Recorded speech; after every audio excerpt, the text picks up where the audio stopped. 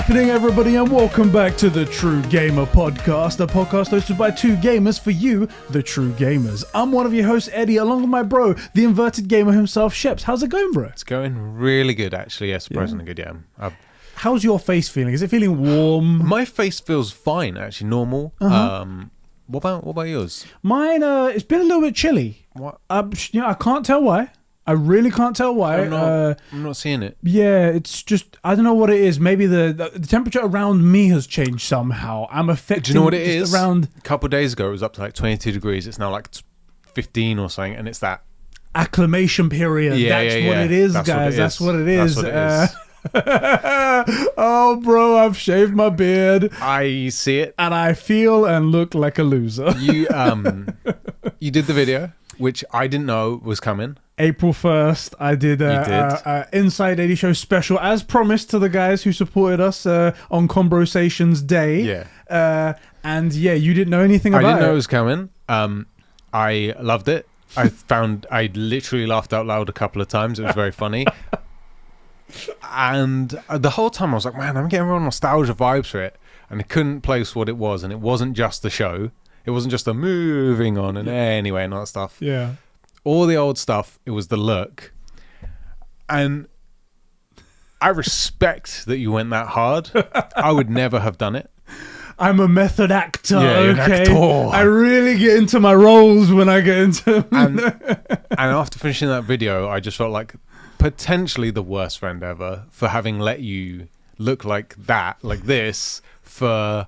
How long did you have that pencil beard for? We were 6 friends years? at least probably like 6 years in the first part of our relationship together. Yeah, the early phase. So really, you're the one to blame. Villain. Exactly. I'm the bad guy. You're the victim. Exactly. You're the real victim here. Send all of your tears and your prayers for me because I'm the victim here, the real villain, as you can see. That's right. That's right. Talking of sending, I was approached the other night, like really late. I want to say like 1 a.m, and somebody who I will not name has expressed interest in sending something to us. Oh. And so I brought up maybe that we would make a PO box. PO box? PO box? I think PO box. Yeah. A PO box. A pox. A pox.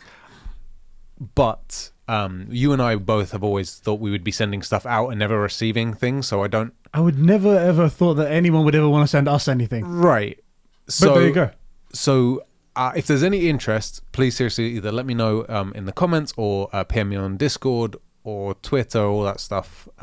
What if they're sending a vajankle? I was going to say, what if they're sending one of those Sideshow collectible Superman busts? But that's even better. Right. I want the vajankle. No, guys. You think it's better, but I watched your video. You got to buy it shoes. You got to take it out for a seafood dinner.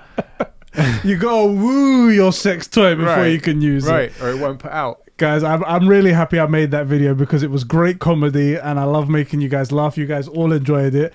Yeah. But I have to say, when I shaved my beard, I'm going to put a little behind the scenes video that I recorded as well and whatnot.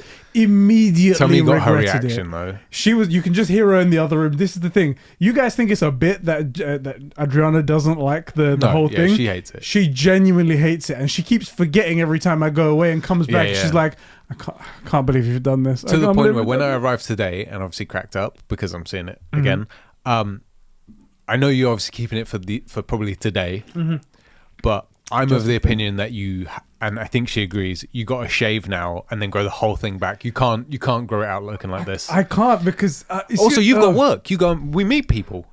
That's the thing. They're probably going to be like, no problem, it's fine. This is just the way this dumbass looks. It's going to be like that. But I can't live with myself going out and being seen by strangers and know that when you leave that place, to them, when they think of you, you look like this. Yes. That's the you that's in their mind, yeah. Oh, boy. But at least it was funny. It was fun. It was very funny. For the day. It was totally worth the bit. And if I had known, I probably would have done the bald Sheps thing. People were saying as well, they're like, oh, should have been Hottie of the Month, should have been bald Sheps. And I'm like, you know, we could have taken some sultry pictures, you know? Do you know, I always think I'm the arsehole here that wants to do all the crazy shit. But if I had known, of course, that would have been so fun. Of course, the only downside would have been I would have known the video was coming and not got to enjoy it myself. But other than that, I mean, I really liked it. I think maybe we should make you an OnlyFans. I think maybe that's what we should do. We should have Bronly fans. Bronly fans, right there. Only mans. Anyway, look. This is the True Gamer podcast. This, along with all of our content across both of our shows and the flagship show on the FPN, is made possible by you, the incredible Super Bros, over on patreon.com/conversations. Who do we have to thank? we have Diogo Dildo, Isak the Ultimate Cumsock, Carol Tarivia, aka Catsper the Friendly Patron, Record of Friction, Record of Friction? Record of the Friction is of Record Buckinghamshire. Record Friction, Dan the Man, Jeremy Renner, that's right, an official Avenger, Martin Scorsese's Master H. Bart Swab, the Midget Aloy from Smallville Sabine, the former freeloader Christian, Master Chief himself Albiscori, Super Sus Ben Fryer, who is a clone of Eddie, the Star Wars Encyclopedia Adam Sunling, Raj Vanderlin, he's got a plan, guys, you just need to follow him on one last job, and the filthy FIFA fanatic Joe McCormack. Thank you very much, guys, for keeping the lights and mics on and the gaming going here at Conversations. Yeah, right, buddy. guys. Quick little note for everybody out there. First of all, obviously, this is the True Gamer podcast. You guys can find us on youtube.com/conversations in case you're listening on podcast services. The audio goes, Patreons gets tomorrow, right? Yes. So we've streamed on Twitch by now. I was just going to say that as well. So let me go through this rigmarole. Yeah. So Uber Eats is coming, our food's coming soon. So yeah, youtube.com/conversations. Also, we are on podcast services, so you guys can check this out That's on podcast right. services as well. If you're there, rate us 5 stars. Yeah, it helps us all out it as well. We do have a brand new Twitch channel. We do. Which brand new. We're brand new to streaming on it, but it's been created for it's a while. been there for a while. Which, by the time you guys are listening to Yeah. this, we have reached affiliate status. Which means, guys, you can head over there and you can watch professional Twitch streamers because we are officially professional now. Oh, that's right. That's what that means. That's what it means right there. And it automatically means that all of our gameplays are always like 17 KDs and stuff sick. like that, Yeah, which automatically get I'm really it. looking forward to getting the streamer loot, to Exactly. getting the 70 KD gameplay, because until we got here, we didn't get that. And we've got all the Pogger skins as well. Poggers, and all yeah, that we stuff know right what there. that means. Forehead, I know that. PogChamp. Yes, yeah. all of those things we know. I think that's all of we've the all been words I know. initiated now. Yeah. But yeah, you guys can head over there, and if you guys are looking for a way to support us, a free way to support us, even if you are an Amazon Prime member, you can head over there and give us your Twitch Prime membership. It's something you get with your Amazon Prime membership you get anyway. One a month, and you get to support us for free, and it helps us out. It's really great if you want to do that. It's good fun. Actually, I'm really enjoying Twitch. Forget like the subs and stuff like that, but I'm actually really enjoying it. I didn't know. Weirdly, didn't know it was going to be this good. We will get to game talk, I promise you. But talking of, because we're streaming games on Twitch, it kind of fits. We've streamed on YouTube, and that's where the majority of our audience is or has been. Yeah. You'd think that the only difference would be the skin of the chat. Yeah. But I don't know what it is. I can't put my finger on it, but Twitch is way better. The stream, I'll tell you, I know for a fact it's the stream delay being like 2 seconds. Yes. Is huge. I love that. So I Huge can ask a question and see the answer in the chat, respond to it. I don't have to wait 30 seconds and do like a smoke fire test. Smoke fire, Yeah. I'm really enjoying Twitch. Me and too. Once we get off this, we'll need to settle on our emotes. Yes. So this is a strange thing. So while we are professionals and whatnot, we're going to need your help on this and whatnot. There's a ton of cool things I've added on there, like subscription badges, loyalty bonuses, Those look things sick, like by the that. way. They're really cool. You should go check them out. But I tried to add our emotes, and it's something about you have to get subscriber points, which means you earn those by people who have subbed to you to get more tiers. At the moment, I could only... I'm sorry, I went to our Twitch to have a look, but... And then you see Jin Sakai. And at the right. moment... Hey, we've got an ad! Oh shit, because we're monetized. We're legit. Sick. How did we get monetized on Twitch before we got monetized on YouTube? That's a good point. The second channel. Good point. But apparently we can only have 1 emote so far. I thought we got 4. I'm not sure. Maybe I'm missing Okay. something. You guys can help us out on the day anyway. You guys probably will have already helped us out tonight when we're streaming anyway. But Shit. It looks really cool. I'm enjoying it. It looks really awesome. Because the emote question was, did we do... Because we have emotes from our Discord, right? Yeah. And the most used things are... Most of them actually, there's 2 of me and 2 of you that I was thinking we would add in. Or we could do 1 each. The eyes emoji. Yeah. Because how do you deal without an eyes emoji? And then something else, you know, like a doubt or a Pikachu or something. But 1... To be honest, the sub point thing I feel like we could get to in it because it's like 15 sub points and it's something like anyway, we'd get to the next stage eventually. Soon, so I don't mind which one it'll be, but it's so limiting. It's like 1.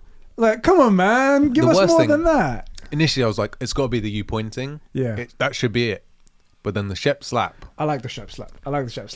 And I hate to pimp my own one, but I also like the you pointing. Yeah. It's good. It fits for like a lot of things, but then so does the Shep slap, and we do enjoy the beef.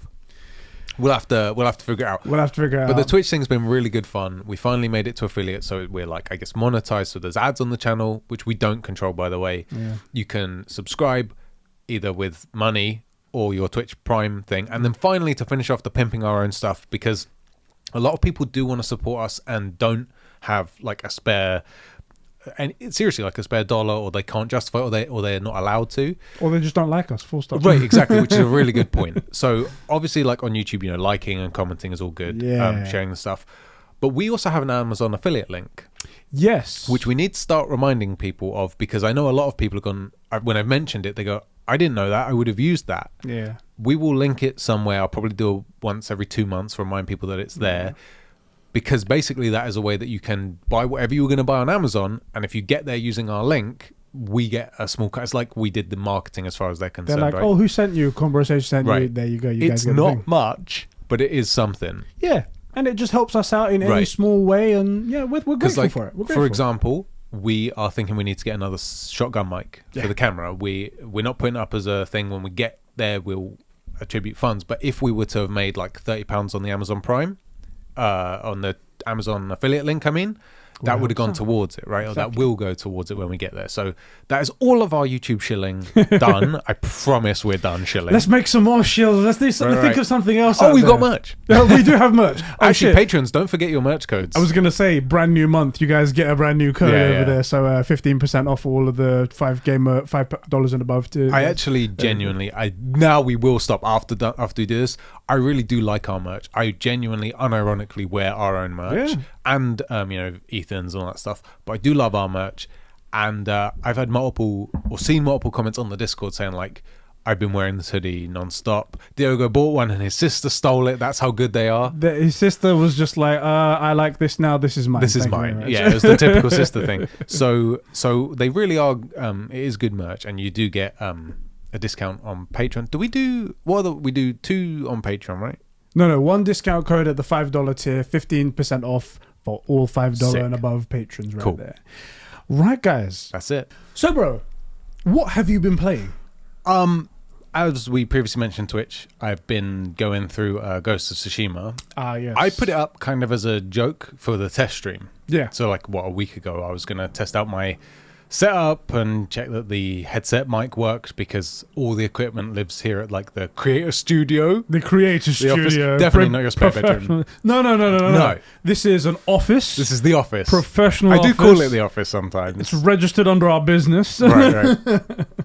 In fact, maybe we should, once we're making good money, we should probably be paying you rent. I love how you're thinking 8 years in the future. Yeah. Got to plan ahead. Hey, look, the As Always guys do it, and they've started this whole network and shit. Anyway, I threw up Ghost of Tsushima because I was like, it's a game that I love. It looks gorgeous. The combat's good. So for the 10 minutes that we're here, it'll be entertaining.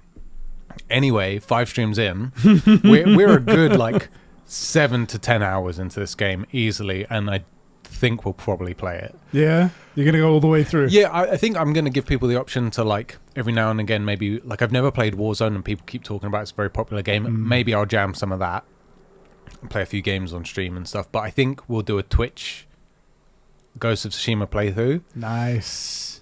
And then I don't know what we'll do. I was going to look to see if, because, I have Final Fantasy 9 on my PS4 to see if it was on there, but I don't think I'll subject people to that, because that's even longer than Ghost of Tsushima, and it is like 20 years old. The two things that you're known for at the moment are Ghost of Tsushima, and I was like, well, what could you possibly... didn't think for a second what else you're known for, and I'm like, what else are you gonna play? And then you say Final Fantasy 9. Of course, Final Fantasy 9. Yes. There's other games like, look, we could play Apex, but I'm not like a freaking don at that. Like at my height, I would get like maybe you saw it. We did the stream, stopped. I played one more game and that was a good game for me. About 5 kills, right? Yeah. That's a very good game for me. So probably not going to be the most entertaining thing. I'm pretty good at Battlefront, but so I need to decide what we're going to play, because you do series.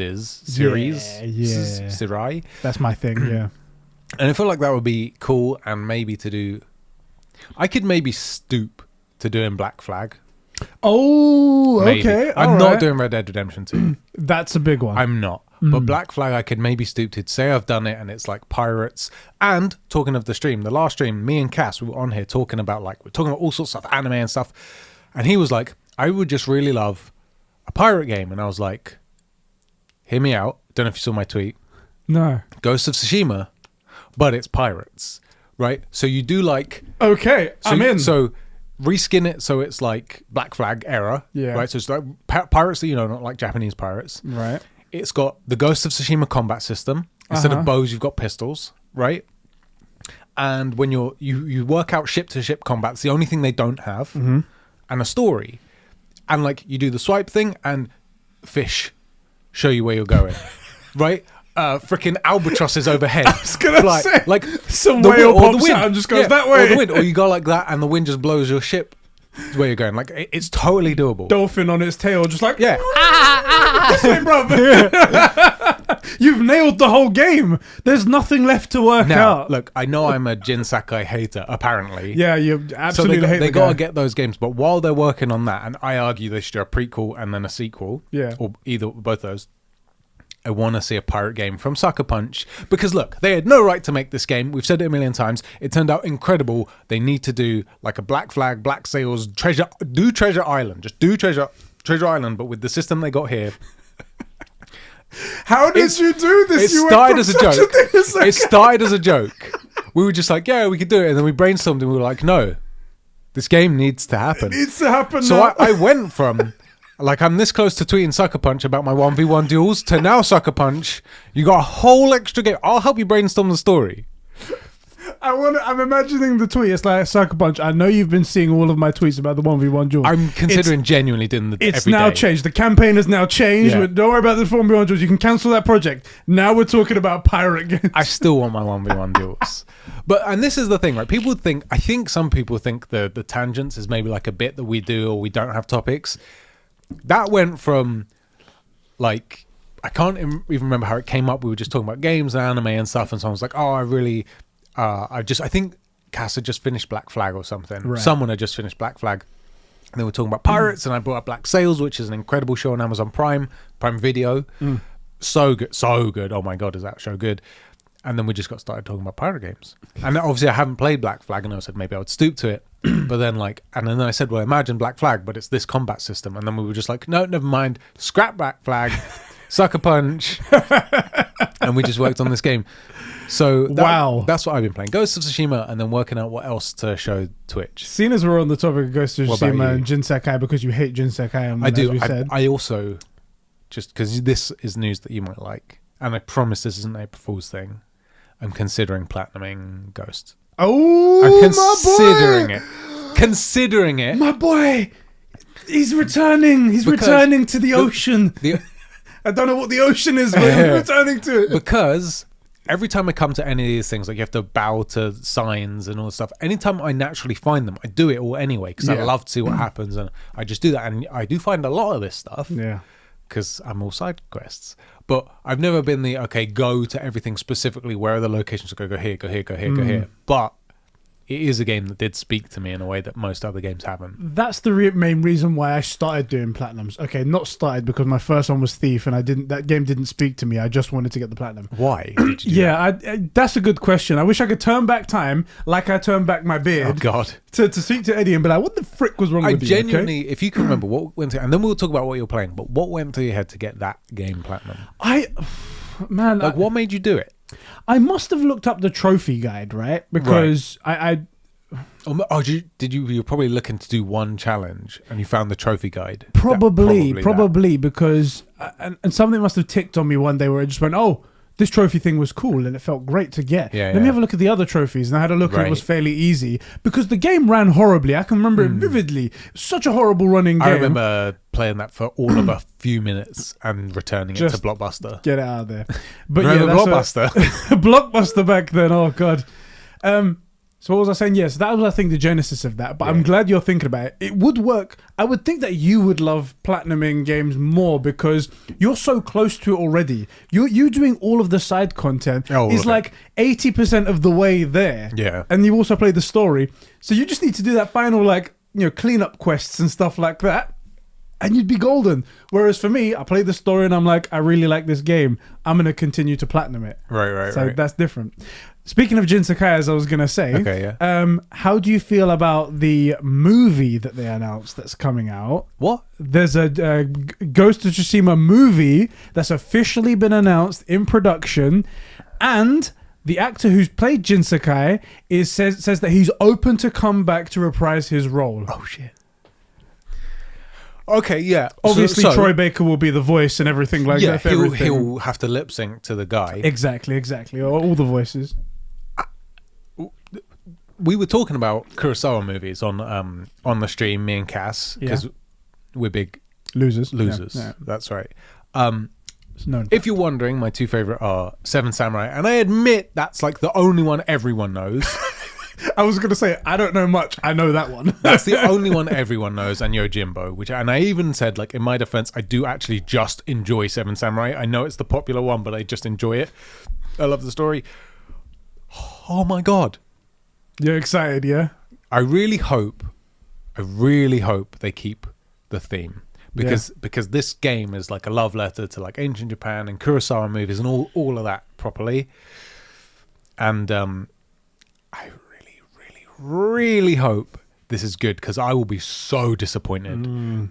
That's the worst thing when you love something. It doesn't mean you like it more than anyone else. It means it hurts more when it's bad, you know. We've said it before. We're doing the Justice League, the Snyder Cut review. Yeah. People might have hated Justice League. It hurt us deeply because we're such DC fans, and that's what would happen if this was wrong here. I guess we'll get a litmus test kind of with the TV show, the Last of Us TV show that they're doing. Yes, is it the same guys? No, not the same guys, but it is a PlayStation studio with PlayStation people running it, so they should have some influence over it. Is it going to be done faithfully? Is it going to be done good? Granted, they're completely different IPs and bit different people. But it should be a kind of all right, this isn't so bad. Right. If it works does it out. stick true to things? Like, I think The Witcher proved that it can be done well if things go right. Yeah. And we've seen other things that have proved that you can do it very, very wrong. I've tried to wipe that shit from my mind, but okay. So I am terrifiedly optimistic that it will be good, because I love it and I know how good it could be. Both the Last of Us TV show and this movie. I didn't know they'd announced. Okay, it was like brand new news. It's like a day old. Okay, it would have been talked about. It was one of the topics I was going to bring up, but it came up so naturally. Okay, I was like, let's put it up there. What about you? What have you been playing? Days Gone again. Do you know what? Days Gone has been the majority of it. In between Justice League rewatches and Smallville rewatches. Sixth watch on the Justice League right there. It's really good. I finished that last night, by the way, my second watch. Yeah. Damn, is that movie good. I gave it the full week at least to check that the hype had like ebbed away. And it wasn't just hype. The excitement of it. It is really genuinely good. It's up there. It's in my top 3 for hero movies, potentially my favorite. It's so good. It's so good. Well, you guys will find out our opinions. Sunday. You'll have to tune in to find out. Yeah, he didn't say that right there. Tune in on Sunday to Streamcast. I'll just cut that out right there. On the 4 Pillars Network, link in the description. You guys can go see over there our final bit. So in between playing Days Gone, I have been playing. I played a bit more of the Outriders demo. Yeah. I still feel the same way about it. I still feel that it's fun. I still feel like there's some rough edges, and I still feel like I've got that hint of worried feeling inside of me, because today is the official release day, and I tried to look up some reviews for it. Granted, it's an online game, so usually what most big outlets do is they put a review in progress type thing, where they're like, give our initial impressions, but we won't put a number on it yet because we don't know what it... Because the end game is what it's all about and shit like the end game's what it's about, and like 10 million users haven't hit the servers and started beefing with us and stealing our loot. Every stupid part of the game. Right. All the bugs and broken bits. And exactly, and bits that just they thought worked, but actually is really crap. Yeah, really at scale don't work at all. Yeah. Exactly. But there are no impressions yet out there, which makes me think that the review embargo was really, really late, or people got the codes really, really late and they haven't put anything up. Video idea. Exactly. I'm hoping to do it. I did send out a request to Square Enix to get some codes for us, so if we do, then we'll do that. I might still buy it. I'm still on the edge, but I did say last time that my feelings for it have kind of been damped a little bit. They've kind of been damped down because it's a Game Pass game now. It's free on Game Pass if you have a Game Pass subscription day one, which doesn't speak like there's a lot of confidence in the game when you do that. I know what you feel. What you're saying, it's sort of like, we want lots of people on the game. What's the best way to get lots of people on it? It's not to make a good game, it's to make it free to a bunch of people. Because if it was good, then it would speak to itself. And the only reason why you take an offer like this from Microsoft or from anyone, in fact, is because you look at the pre-order numbers that you've got and you're like, damn, this isn't good enough. Let's make a deal. Because All-Stars, Destruction All-Stars was free day one on PlayStation, PlayStation Plus. Guarantee you those guys saw the pre-order numbers and they were like, 6. Well, okay, I guess we're going to take up whatever offer we can get. 6,000? 6 million? 600. 6. Yeah. That's definitely what happened. So that's the feeling I get. I don't know. That's just my educated opinion and whatnot. Hopefully you're wrong. Good games are always good, right? Like that's the thing. I'm hoping that it was just because when it came out, a lot of people were like, it's generic. So maybe it's just people wrote it off. You're right. But it could still be a good game in there. Yeah. And I hope it is. I'm hoping to see what it's like. A lot of people will be streaming it today, I'm sure. Yeah, hopefully. And I'll find out about it as well. And I'll be able to tell you guys next week, hopefully. I would love it to be at its worst, like a Destiny ripoff. Because then it'll be good. Not for everybody, not for me, but that means it's good. Like, people are still playing Destiny. Destiny hasn't got any worse. Yeah. Right? It's only either improved or stayed the same and just added new content. Yeah. So if that's its worst, good.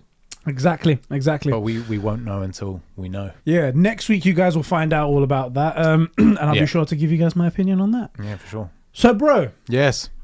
As we said before, this is the True Gamer Podcast. It is. Coming to everybody's eyes and ears every Saturday, but one day earlier for all the patrons out there. If you want to be a patron, go to patreon.com. That's right. Conversations. That is right. It was made possible, in fact. Yes. By the cyberbullies over on patreon.com/conversations at the $5 tier, who specifically requested this. Well, I say requested, demanded. They were quite mean about it. They were. Just like, you... They sent strongly worded letters, handwritten letters. Exactly. With like second priority mail, you know? Super urgent, right. Like, you need to make this thing happen. Like, we're not okay with just Movie Club, just Anime Club, just... What are the other clubs we do? Streamcast. The Conversations Podcast. The Hentai Club. Streaming, you guys playing videos. It's not enough. What we really need is another podcast specifically about gaming and game stuff, because of course we are true gamers. Exactly. And we make this for you, the true gamers. So, was that an Ash Ketchum? Sick. By the way, I came this close to frickin' banning Joe McCormack. What because did he said do? that Pokemon sounded like Zelda. Oh, with the notification. Yeah, I was this close, Joe. I was this frickin' close. We'll do it. Freaking filthy FIFA fanatic.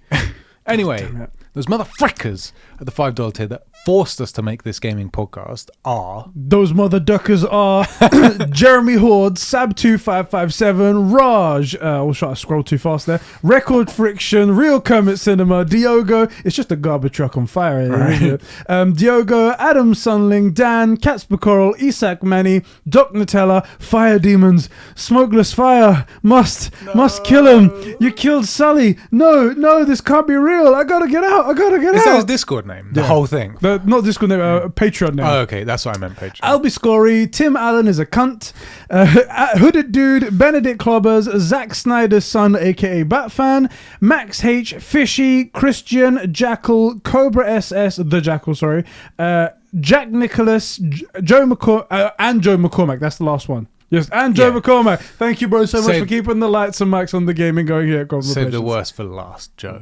I watched some of his... he was streaming some FIFA. AC thing. Yeah. And I watched you do the same puzzle in some freaking thing. You have to... It's like in a church thing. You have to run across things and pull down shit.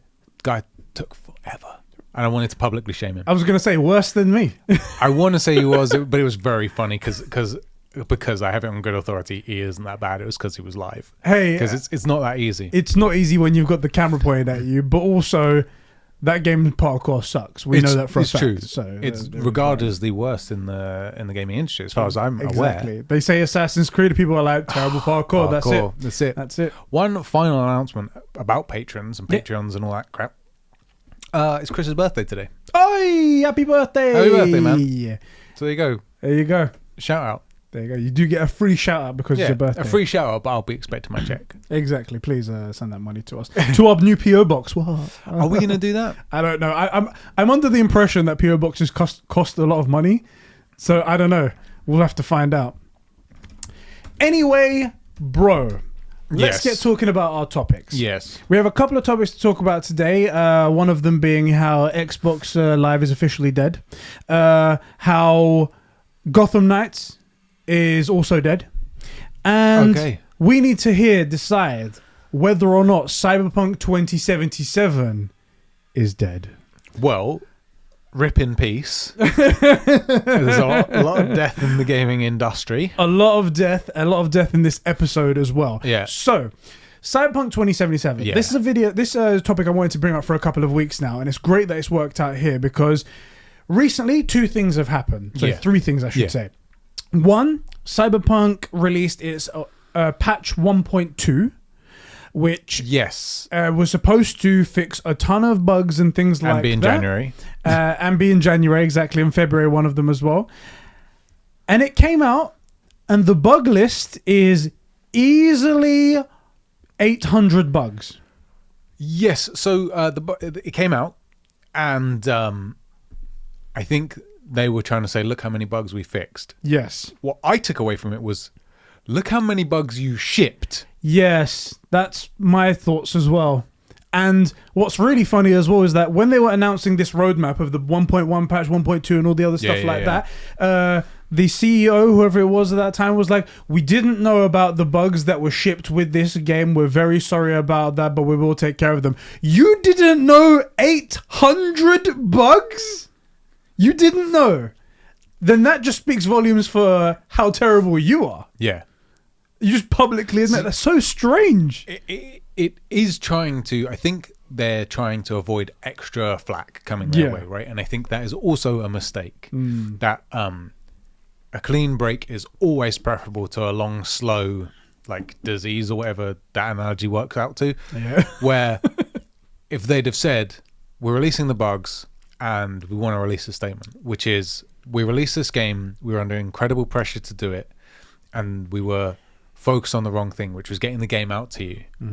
And instead we should have been focused on maybe disappointing a few people about it being late, but bringing out the game as it was intended. And we made a mistake, and it did ship with a lot of bugs, more than we realized at the time. Actually, we thought these were things that could be hot fixed or small bugs that people wouldn't notice, and obviously we were wrong about that. And I'm really sorry.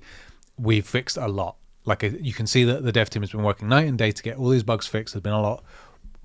We shouldn't have shipped it like this, but we wanted to get it to you, and that has been our mistake. We hope you enjoy the game, and it should run better now. We're really sorry, blah, blah, blah. All That's what it should have been. That should have been the thing, and everybody would have gone, because as much as I hate it, I've still got that, like, beaten wife syndrome. Like, they do love me, really. Yep. I just make them so angry. You know, like... I get that feeling as well. I feel like they could still claw back a majority of that goodwill with the correct messaging, presenting stuff properly. And, like, for example, if now they'd come out and said, as you can see, the bug list is pretty extensive. The roadmap was to get the bug fixes in January and then content in February or whatever it was. So there's a February for this patch, and they got it in March. Right. And then there's going to be... Then it was just this blanket statement of the rest of the year is when we're going to get content and stuff. Like, as you can tell, we're behind schedule. We're working on it. Like, it is 100% our mission to make this game what you thought it was going to be and what we thought we were going to give to you. And content will be coming. Like, we have people working, you know, that should be the messaging. Instead, it's like, oh, we didn't know. How do you miss 800 bugs? Or it's in the hundreds. It's deep. Like, you have to scroll for a long time to get to the bottom of that list. People were taking screenshots and, like, stitching them together and stuff like that. And it was ridiculously long. Too long to even think, like... You need a panoramic photo. That's exactly what it was. It was like this really long, stretched out thing. And I'm just like... Wow. Right, and because of the bad messaging, people focused on the number of bugs, not how much work's been done to fix them. Exactly. There are things that should have not been in there, like now I think cars will not run you over no matter what. And it was like NCPD will not spawn right next to you when you do something wrong. Right. And I'll tell you something funny. This was at least a funny thing. They fixed the positioning of V the way he or she sleeps. So in the game when she goes to bed or he goes to bed, I say she because I played as a female one. But she goes to sleep and she's sideways on the bed. Yes. So like the bed's this way and she sleeps this way. Yeah. And then people were like, "The fuck is this? Yeah. What monster sleeps like that?" Anyway, they changed it so now she sleeps like that. Again, that's a bug I like. I like it. That's very funny. Yeah. And again, if you're doing the messaging, you should have said, the things we know that have been bugging you the most important, the things that are really affecting your quality of life in the game. Number one, V now sleeps properly in the bed. Turn it sleeps like a human. Right, turn it into a bit of a joke while addressing the serious issue that you shipped a game that should never have shipped like that. But again, look, we understand from a business perspective, they're in a tough spot because there were nowhere near enough next-gen consoles produced, let alone like before there were constraints with all of 2020, the deleted years calamity. Don't mind me, I'm just going to close the window because my feet are freezing. So that is unfortunate. I still do honestly believe, and I'd like to know in the comments if you think as well, that CDPR could claw it back. So this is interesting. I'm going to mention it now, but it's based on I put this tweet out based on the next thing that we're going to talk about with CDPR. Right. I said, I know a lot of people aren't really bothered with what CDPR has to say after the atrocious launch of Cyberpunk 2077. But I'm curious, did yesterday's video and then you approach the game development workflow change your feelings of them at all? And 70% of people are like, didn't change anything for me. So a lot of people are very much in the camp where they're just like, I just don't really care about what's going on. So let me mention what this is then. So after the patch came out, the day after that, CDPR released a 25-minute video explaining how essentially after all of this, they've been shaken up and they've been kicked into gear and they've changed the way that they develop games. Okay. The way that they interact with all of the developers inside the studio to hopefully not have a mistake like this happen again. Right. And also how they're going to develop games in the future. So rather than just we make one game and then we stop and then go over to another game, they're going to make games in parallel, they say. Right. And they're going to make the Red Engine very easy to work over all of their games, so like Cyberpunk and Witcher and stuff like that, so that when they change something, when they come up with something for say like the NPC design, it will be the same and it won't be broken in one game and over there. Okay. It was an interesting video. There was a lot they talked about, and to be honest, a lot of stuff they probably didn't have to say in terms of finances, in terms of merchandise and stuff like that. They were very transparent, and I have to say that being wife syndrome that you said is like when they spoke that transparently, I was like, maybe. I kind of get a good feeling from you guys. This is the old CDPR that we know. Yeah. Now, does that change anything? Does it mean that they're just words right now? Yeah. It's still going to be a long time. It's like 2021. They said they're going to work on bug fixes. They're going to get out the next gen patch for both Witcher and Cyberpunk. And the content is going to be literally the last thing they think about. And if everything's done, then they'll get that back out there. And by the way, just to let you guys know, it's been over 100 days now that since Cyberpunk's not been on the PSN store. So this is unprecedented. I don't know how this is. No, not many people are talking about it, and I'm just like fucking here gobsmacked. How do you feel? I mean, you haven't seen the video because it is quite a long video, but imagine that they are standing there, they're being very open, they're telling you about everything that they can, and at least not making it boring for you. And they've changed the way that they're going to develop games in the future. There are two timelines here. One is the Dark Side arrives and Superman switches teams, right? And that's the timeline they started on with Cyberpunk. The other timeline is they stop the stupid suit messaging. They come to us and we'll tell you the messaging for your bug fixes and stuff. But so you did a poll on Twitter, right? 70% we're not going to trust them. They can't get our respect back. But that's online. I mean, what I mean to say is not that people aren't telling the truth, but it's very easy to be super negative while you're online, and then in reality, flipping and whatnot, how you feel inside is different. Exactly. And not to plan ahead or not to think ahead that when the next gen patch for The Witcher 3, which is going to be free, or better be free, comes out, that people don't fall back in love with The Witcher and CDPR and look at what they made And then by that point, hopefully Cyberpunk is, if not a good game, fixed, at least not a broken game, not bad. And then maybe you're softened a bit, right? Yeah. And then they bring out some banger DLC for Cyberpunk. They announce their next game being something that you're looking forward to that doesn't sound too ambitious, that they've said we've learned from our mistakes. Yeah. We're planning ahead. We're not going to start with a huge project. We're going to make something and then add to it rather than make this enormous thing and take away from it. Then I hate to say it, but I think I would be brought back in. I'm on that edge as well. But yeah, we've seen it with Bethesda. We've seen it with Ubisoft, right? Where they make some bangers early on, which I feel like it's okay to say CDPR was in the early stages, like with Witcher 3. Even at Cyberpunk, they're still a relatively young house, right? Yeah, 20 years or something. The way they did up their like the amount of people working for them, but they very a brand new company. They very much went from we're the small guys that made The Witcher 3, yeah, and then they went, we're gonna make the best game in the world, and we all bought into it with this massive team, and then it just all flopped on them. And it also makes sense that 10xing the size of the team, you might lose some of the vision and the tight knit, goal-oriented, passionate, family feeling, right? There, Not that they shouldn't have grown, but maybe the size they grew, and how much they were like, hey, well, this is the thing. Well, we're going to need this many people, and they just hired probably the best people for the jobs. I don't doubt that. Yeah. But what they missed was those years of tight knit working together, learning each other's things. What do they want? What does the not customer base, but the player base like and love, and looking at the data and having all those meetings for 5 years while they make this passion project that Witchers 1 and 2, I believe, were somewhat popular but very niche. Hadn't really paid off. No one's becoming like multimillionaires driving Lamborghinis because of that game. No. And so growing that fast, you have the growing pains, right? Yeah. And the growing pains happens to be on potentially what was supposed to be the biggest game ever. Yeah. That's pretty much the basis of how I feel as well.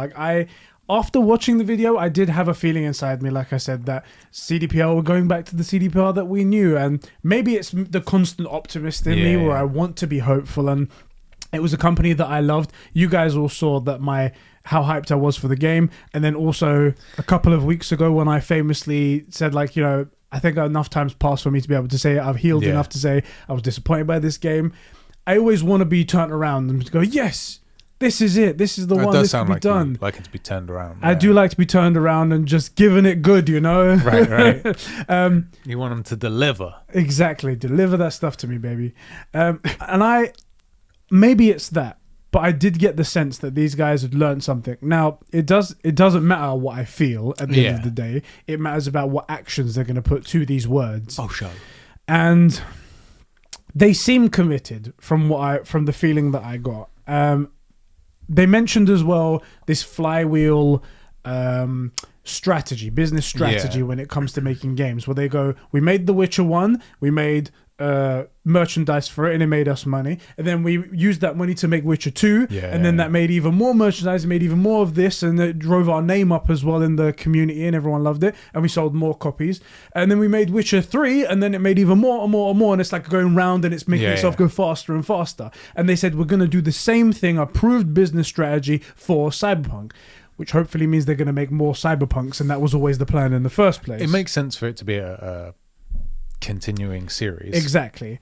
However, none of those games before, none of The Witcher 3 had the catastrophic launch that Cyberpunk did. And the question I want to ask you is,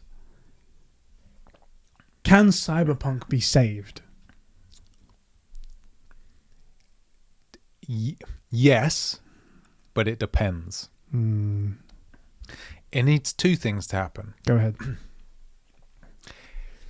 More than anyone understands, which I mentioned a minute ago, it needs the messaging to get right. Yeah. Can't be suit messaging for the suits, for the investors. Yeah. Even though that's healthier for the company, it's not healthy. It's the short-term thing. It's like what we say about Game Pass not actually being pro-consumer. Yeah. Because the devs never make the money they need to improve. So short-term, messaging for making investors feel good is good. But long-term, it's negative. And long-term, good messaging for your player base is better than short-term, right? Short-term, it doesn't help you really, but over the long run, it helps. That I think is much more critical than anyone seems to really know, because I'm losing more trust in Cyberpunk because of their messaging rather than their performance since having experienced Cyberpunk. Yeah. There was one thing as well that they mentioned to go with messaging, is that they said they also want to start teasing their game, start their hype cycles a lot later than before. Well, so like 8 years for Cyberpunk. they go, we might tease a project, but we're not going to start getting you guys all excited and going to trade shows and stuff like that for 8 years beforehand. And I was like, that sounds like a good idea. That's a good idea. I'm glad you saw that. Messaging needs to be on point. Yeah. I think that's part of the messaging, I would say. And this might be my personal feeling, I will give them 1.25 more chances. Yeah. But it's back to front. The quarter is the first bit that they have to get, right? Which is DLC. Yes. If they really deliver on the DLC, then I will give them the chance of another game. But that I'm done after that, because I've seen Bethesda, I've seen BioWare, I've seen all these guys who you trusted, who you knew made great games, fail and stop doing it, and not maybe fail's the wrong word, but just stop delivering in the way that they were delivering before. Yeah. Or turn great things, like, I hate to poke at 343, but they took one of the biggest franchises in the world, kind of turned it into a joke, right, with Halo. Yeah, they did. And so I think they need to really perform with the DLC. Now, there is a chance with DLC, since bringing that up and whatnot, there was a leak on the Epic Games Store detailing a bunch of expansions, leaks and whatnot, something to do with Cyberpunk 2077. It was there for a brief moment and then it got deleted and whatnot. It was like Ripper Dock expansion, Body Shop expansions, Fashion Forward expansion, Gangs Night City, and it goes on and on. It looks like they've maybe the stuff they were going to start with the stuff they pitched at the beginning. Look, there's no reason that I shouldn't be able to adjust my body, right? It's Cyberpunk. I should be able to get body modification. Isn't the thing of Cyberpunk? Why would you come on now? So ironic. It really bugs me, because technically you are, right, because you can get the power jump or the double jump. Now technically that does mean that your legs are getting modified or additions, or you're taking flesh off and adding stuff. But you don't really get to see that in V's mod or anything. You can just now jump higher or double jump. Yeah. Same with the arms. You get mantis blades or gorilla arms or whatever, but you don't really see it unless you're using them, and you can't change the arms. Maybe I want full robo arms. Yeah. Why can't I get a robo arm like Johnny Silverhand, or both? And while those augmentations, that cyberware is a massive part of it, an even bigger part is the cosmetics side of it. That's exactly and that's the part that we don't have. And they boasted about the customization. I can change the size of my dick from big to small. Also, I love how they're small is. I was gonna say the big wasn't even too big. I feel like that's a psyop. That's definitely someone trying to do some propaganda. I was expecting Monster versus Pinprick. I think the Pinprick dick would have been funny. Yeah. Where's my optimal 1.8? But the DLC needs to deliver, and not just the stuff in game. Why can't we get haircuts and stuff? That should be addressed anyway. Forget DLC. DLC needs to be like Blood and Wine and Heart of Stone, right? Yeah. That's DLC, and they know how to do DLC. If that's good, or if that's okay and the messaging is on point. If it comes out and it's buggy, the messaging shouldn't be, we're going to fix it. It should be, fuck. Someone should go on there to and be like, shit. They need to be upfront about it. We're going to get it fixed, I swear. We promise. We fucked up. Right? The messaging needs to be right. The DLC needs to be good. And then I'll give them the chance at one more game. Yeah. But if that isn't it, they're done. For me, anyway. I think that's where I'm at as well. The current game, I can see what the current game would be after it's fixed. I can already envision what that is like. Because, to be honest, my experience wasn't too bad. If you made it run smooth, it's not going to drastically change what the story was. It's not going to drastically change how I interacted with the game or anything like that. It's just going to be smoother. That's not going to be the game that we were expecting. That's not the game that we were promised. That's not the game that was being hyped up for so many years. Yep. So it's not going to change. It's not going to save Cyberpunk for me. But the DLC, and if they bring in all these features that were promised and all these things that we did think it was, that are a lot of them are reasonable, not outlandish things to think about, like a subway system. Fucking everyone can. I'm sure it's not that big of a deal. And you can put an underground world in with that, right? Exactly. Haircuts, car customization, stuff like that. Totally plausible. We're not asking for much.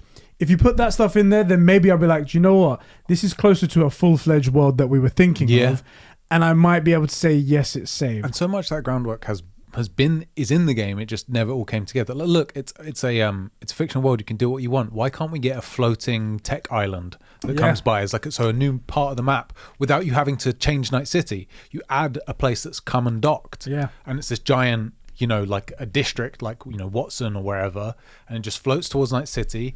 A new part of Pacifica, right? Exactly. And you roll out a patch so that the news says, Pacifica Movie Island or whatever is docking for its annual thing, or once every 5 years it's coming in or something, and then it was released. But while you're playing the game, the news has been telling you it's coming. Yeah.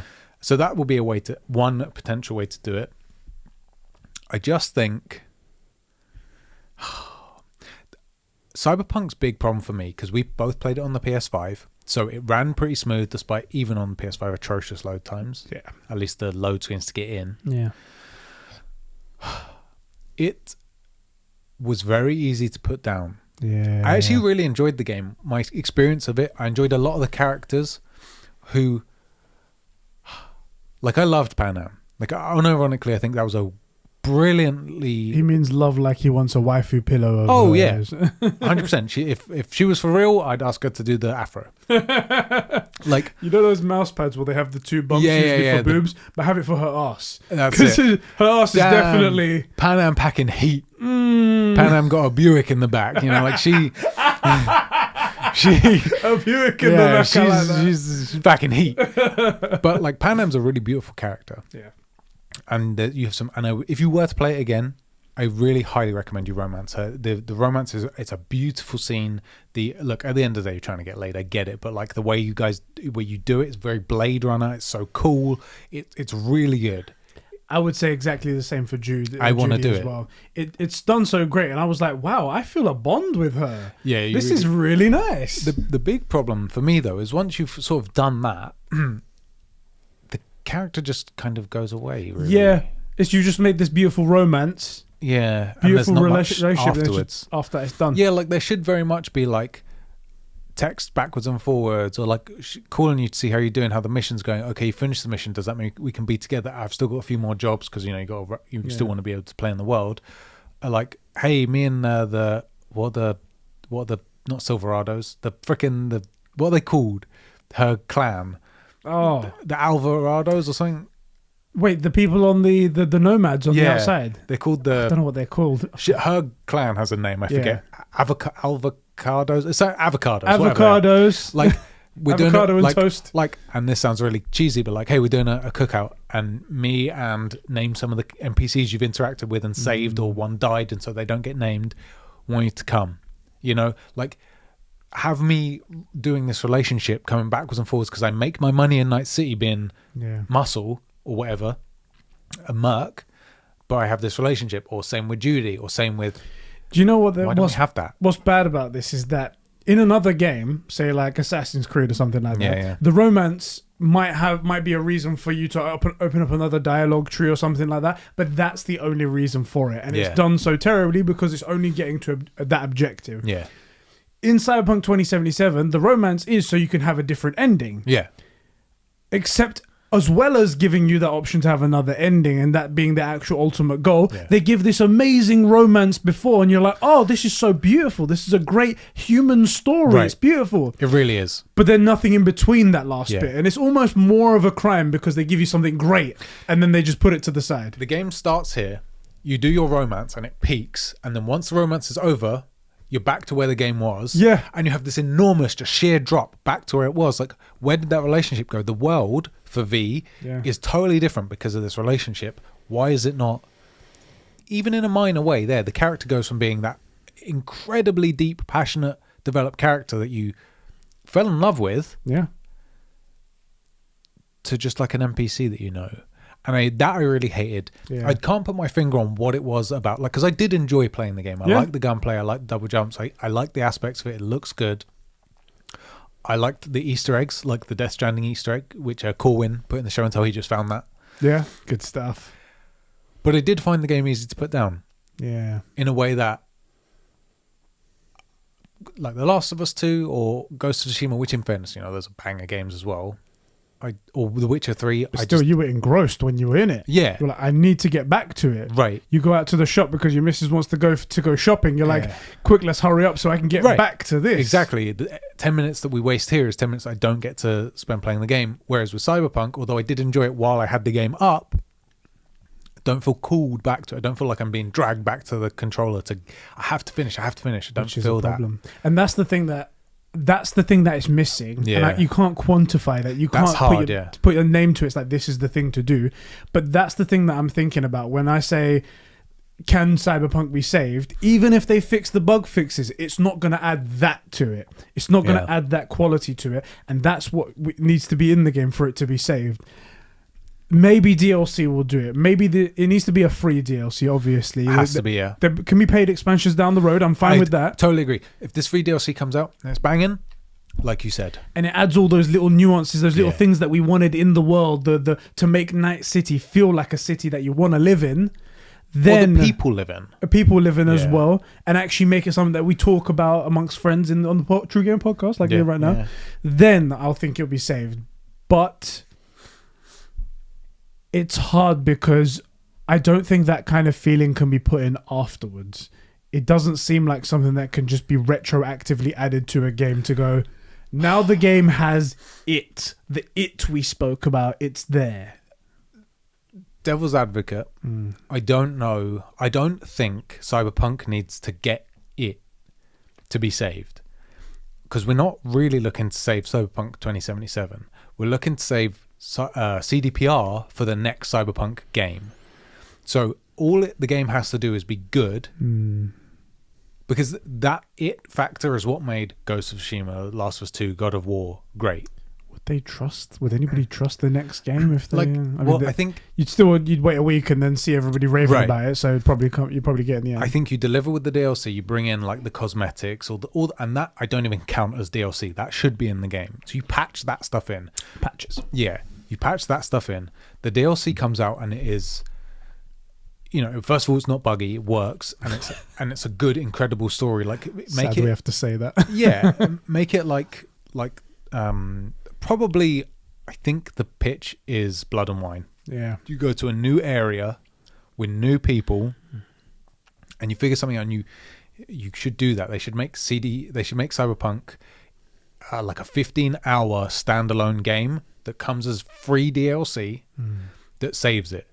Where it's full production, like V's great, there's a romance or two, there's like missions, there's intrigue, mystery, danger, all of that stuff. I'll give it to you. A prequel with even another character. Jackie, maybe something. A Jackie prequel. Oh, there you go. A Jackie prequel, and what's the Rogue prequel as well. Yeah, she's a great character. That would be great. Right. That would be great. So, and the point is not to save Cyberpunk 2077. I think we can agree that when it's not going to get it. It's not going to get the thing that just makes you need to pick up and I hope some people did get that experience. Looks like the general consensus is, even for the people that enjoyed it, like you and I did, it was not like, I never felt desperate to find the next bit or do the next thing. When I'm playing it, I played a long time and I did enjoy it, but I never felt called back to the controller. It just needs to save CDPR's reputation for making stuff. So you do that like prequel or whatever. Remind people that actually, we can make a great game and this all works, and all the stuff we've patched in, and we're really sorry we messed up. Cyberpunk 2087 is the thing, right? Or 2085. You pick another thing. They've established the world, and just like they did with Witcher 1, they do Cyberpunk 2 or whatever. Yeah. And they make it incredible. And if it's incredible, then yes, saved. Like I think we're past saving 2077. Yeah. But we can recover it. At least make it a functioning person, at least. Yeah. Not like the greatest thing in the world, but make it a functioning thing. Yeah, I would love the discussion to be, man, Cyberpunk 2077, what a rough launch, but by the end of it, a pretty good product. Yeah. And then, Because if they made the Cyberpunk 2, whatever we're going to call it, we'll call it that. And it was a direct continuation in terms of story or in terms of something with Cyberpunk. And by the time that game comes out, they've done all the updates and they've made all the fixes and it's an actual good game, or it's got all these extra features inside that weren't in it at launch, then it might be one of those situations where you go, you know, if you're going to play Cyberpunk 2 and you didn't play Cyberpunk 1 because not a lot of people wanted to after how it went, maybe go back and play it. It's actually changed quite a lot now. It's quite good. Well, and then that might be a way to save it. I'll pitch you my idea for Cyberpunk 2 because I think CDPR have to do it. Yeah. V leaves the life. You still play as V. Yeah. V left the life and settles down with pick your romance or nothing if he didn't have a romance. Your romance option is killed and you're pulled back into the life. Oh, there we go. There you go. So, but now why did you need to play 77? Because you get your romance option. Yeah. And I'm telling you, if I lose Pan Am, I'm burning the fucking city down. Honestly, she thought John Wick was bad. I will be straight up with you. It's her, by a long way, was the best thing in the game that I experienced. And Rogue was pretty good. But actually, some of Johnny Silverhand's quests are like, did you meet Kerry Eurodyne and stuff like that? Yeah. Those were quite cool. But I'm not like super passionate, but they were quite cool. You know when you meet Kerry... Light bulb went off, guys, for those of you audio virgins. Side mission, spoiler alert, you can do a gig. Yeah. You go and meet the band. I absolutely fell in love with that Midnight chick, or whatever her name was. I didn't even notice. Who knew that was a thing? I didn't know it was a thing. I didn't even clock it in the game. This is a thing that I have. I didn't know that. Because she was like full like ebony goddess, wasn't she? Yeah. With the afro. She had the afro. How did I not notice that? There you go. You see, you're picking up on these little clues now. Afros have been my thing for a while. How did it take to getting to 30 to know I had a thing for this? How did I not know this before? It's such a weirdo. That took me by surprise, I'm telling you. His search history is going to get a whole lot different now. Right. I'm going to have to be here. Afro. So I think we can save the Cyberpunk franchise. And I think that would be the way to do it, which is you have a reason to play 2077 now. Yeah. So you can get your romance and look, Judy gets murdered or kidnapped, assumed killed. Yeah. And now V has a compelling reason to get in, either full revenge or like finding her, right? And maybe they make it some of the options that you picked in the previous game determine if Judy gets murdered or if she gets kidnapped. Stimulate your previous save, innit? Right. It's always interesting when they do that. It's hard, obviously, because fucking you want to tell a tight story, but how do you tell a tight story when there's variables all over the place? Who did you romance, and did you leave this one in particular character alive or dead or something, right? Exactly. A fixer or a dangerous character, powerful character that you helped, hurt, or killed or didn't kill, whatever. They're the person that get this thing, and who did you romance? I think it could be done. I think it could be done. And to be fair, this is your idea, not the plan that they have. Maybe they have something different plan. But again, the best thing in Cyberpunk was the human stories. Yeah. And there are about two of them. It was the romance. Although I was going to say, I want to go back and like romance River. I want to go back and romance. There's a gay dude, a male gay romance who I don't know who that is. I forget. There must be. Maybe it is River. I think there's four romances. I don't know. I didn't romance River. But... Romance is the straight female romance, I believe. River is the straight female romance, I believe. So I don't know but I want to go back and experience all of those. Yeah, you go. But I'm not called back to the game. That's the problem. I want to. Pan Am is incredible. I know Pan Am's incredible from what you're saying, but I don't have the drive to go back. Oh my god, Pan Am is so good. Anyway, let me read out a few comments because I did ask our guys what they thought about Cyberpunk and could it be saved. Yeah. Joe McCormack writes into patreon.com/conversations, just like you guys can by being a patron. For as little as $1 a month. $1 a month. Yeah. Conversation podcast for that as well. Can Cyberpunk be saved, he says. I think the answer to that question depends on which perspective you start to answer the question from. No shame from me to admit that my gut reaction was no.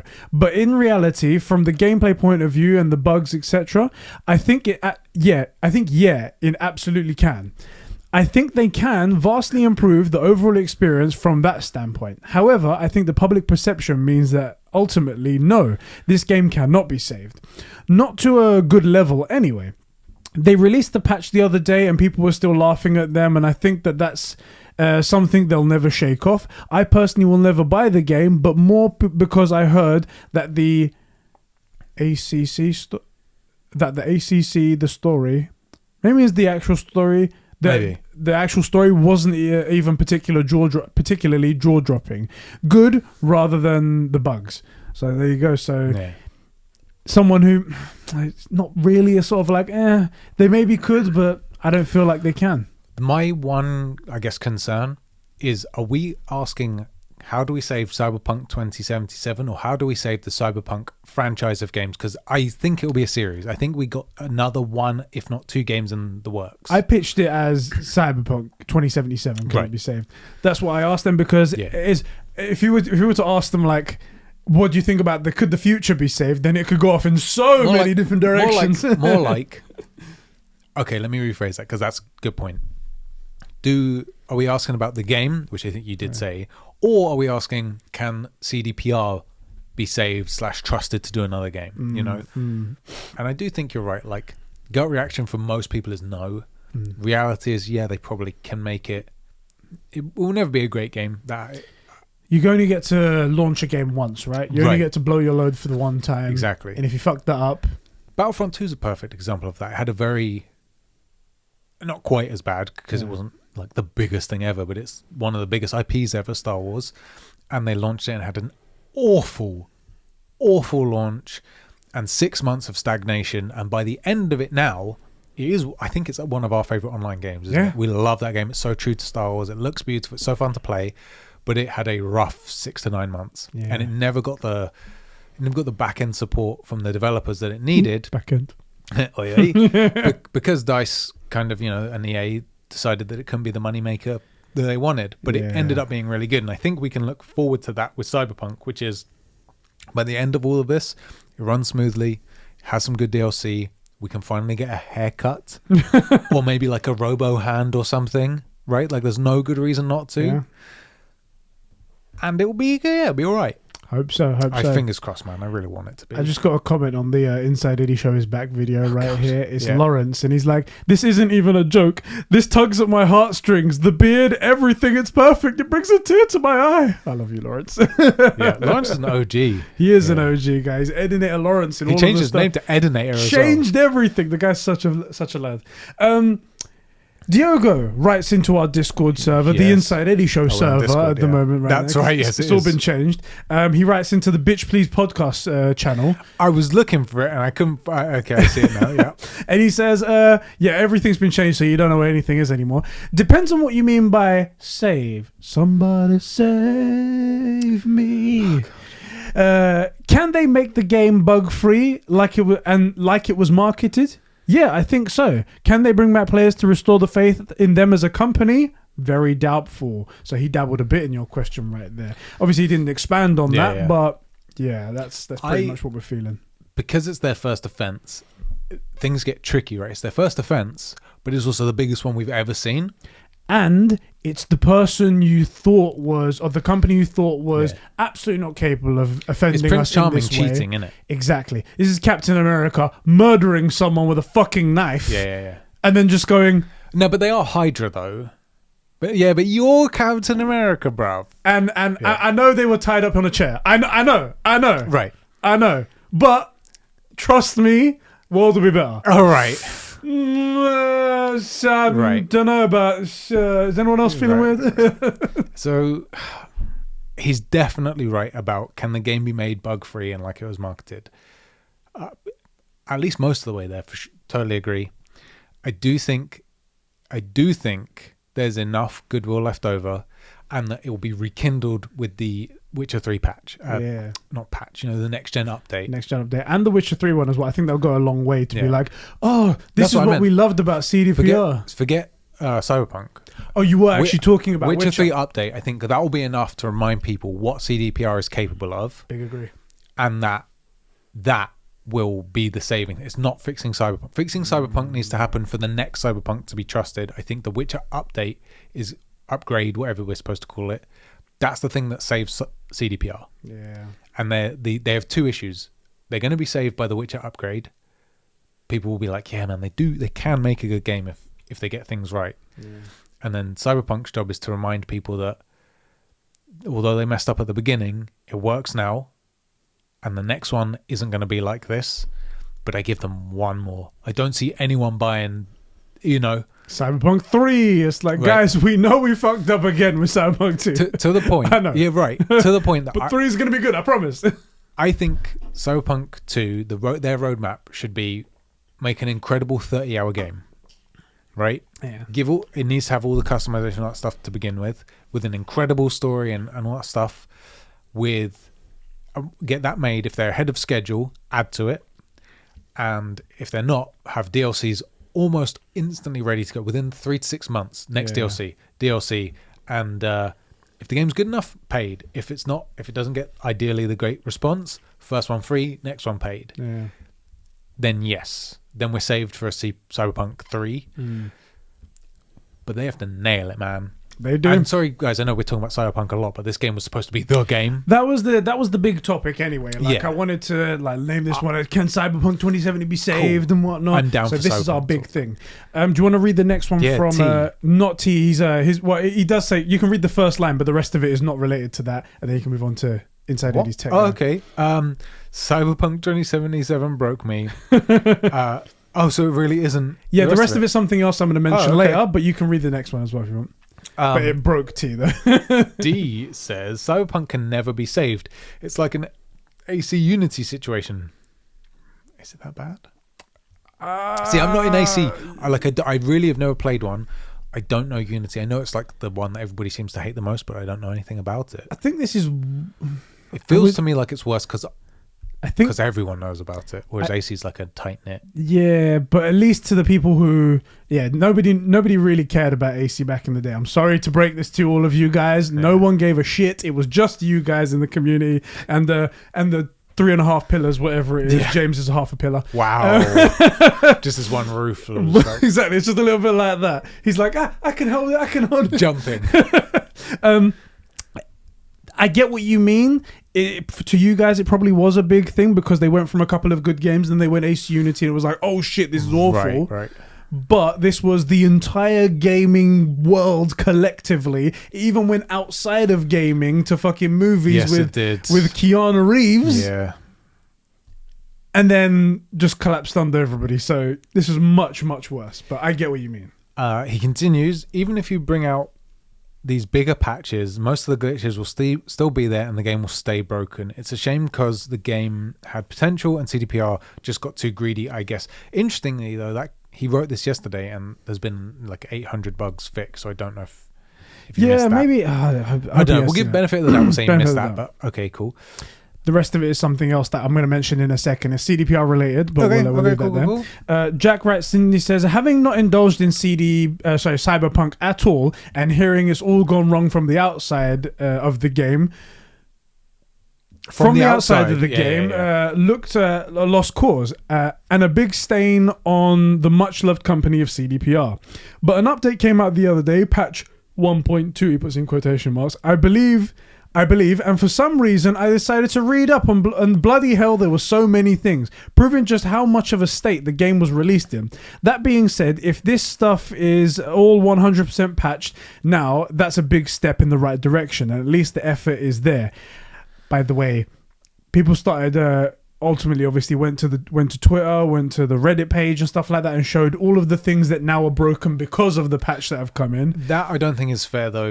It's what happens, right? You fix one thing, you break two. That's normal. Exactly. So fair enough. It would be like where it was 800 patches, the 800 fixes. The next one will probably be like 500, and then it'll be 200, 110, and then it'll go.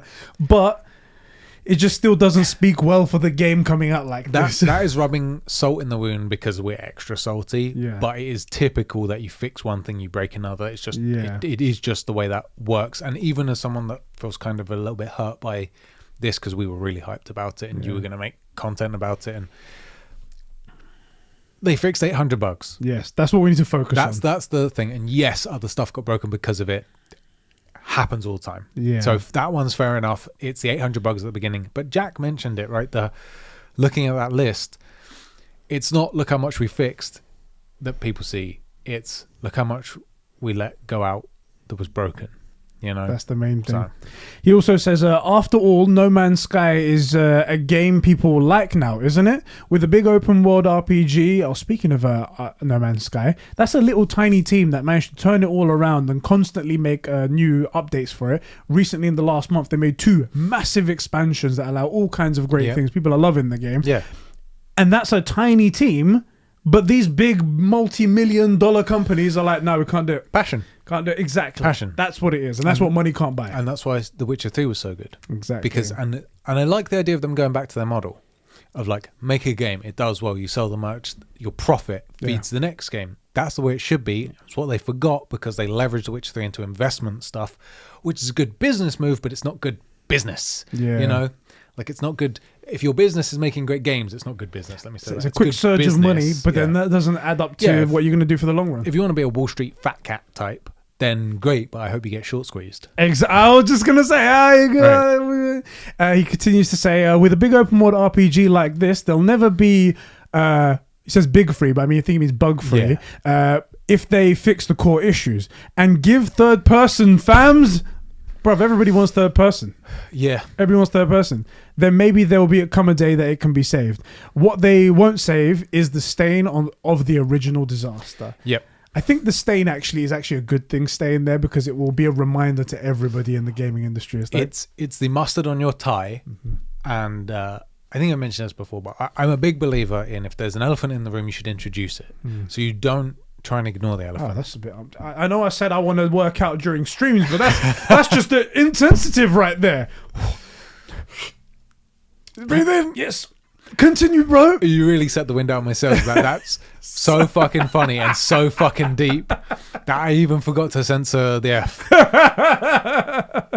But the point is that what they don't do is pretend that 2077 never had its rocky start or that it never existed.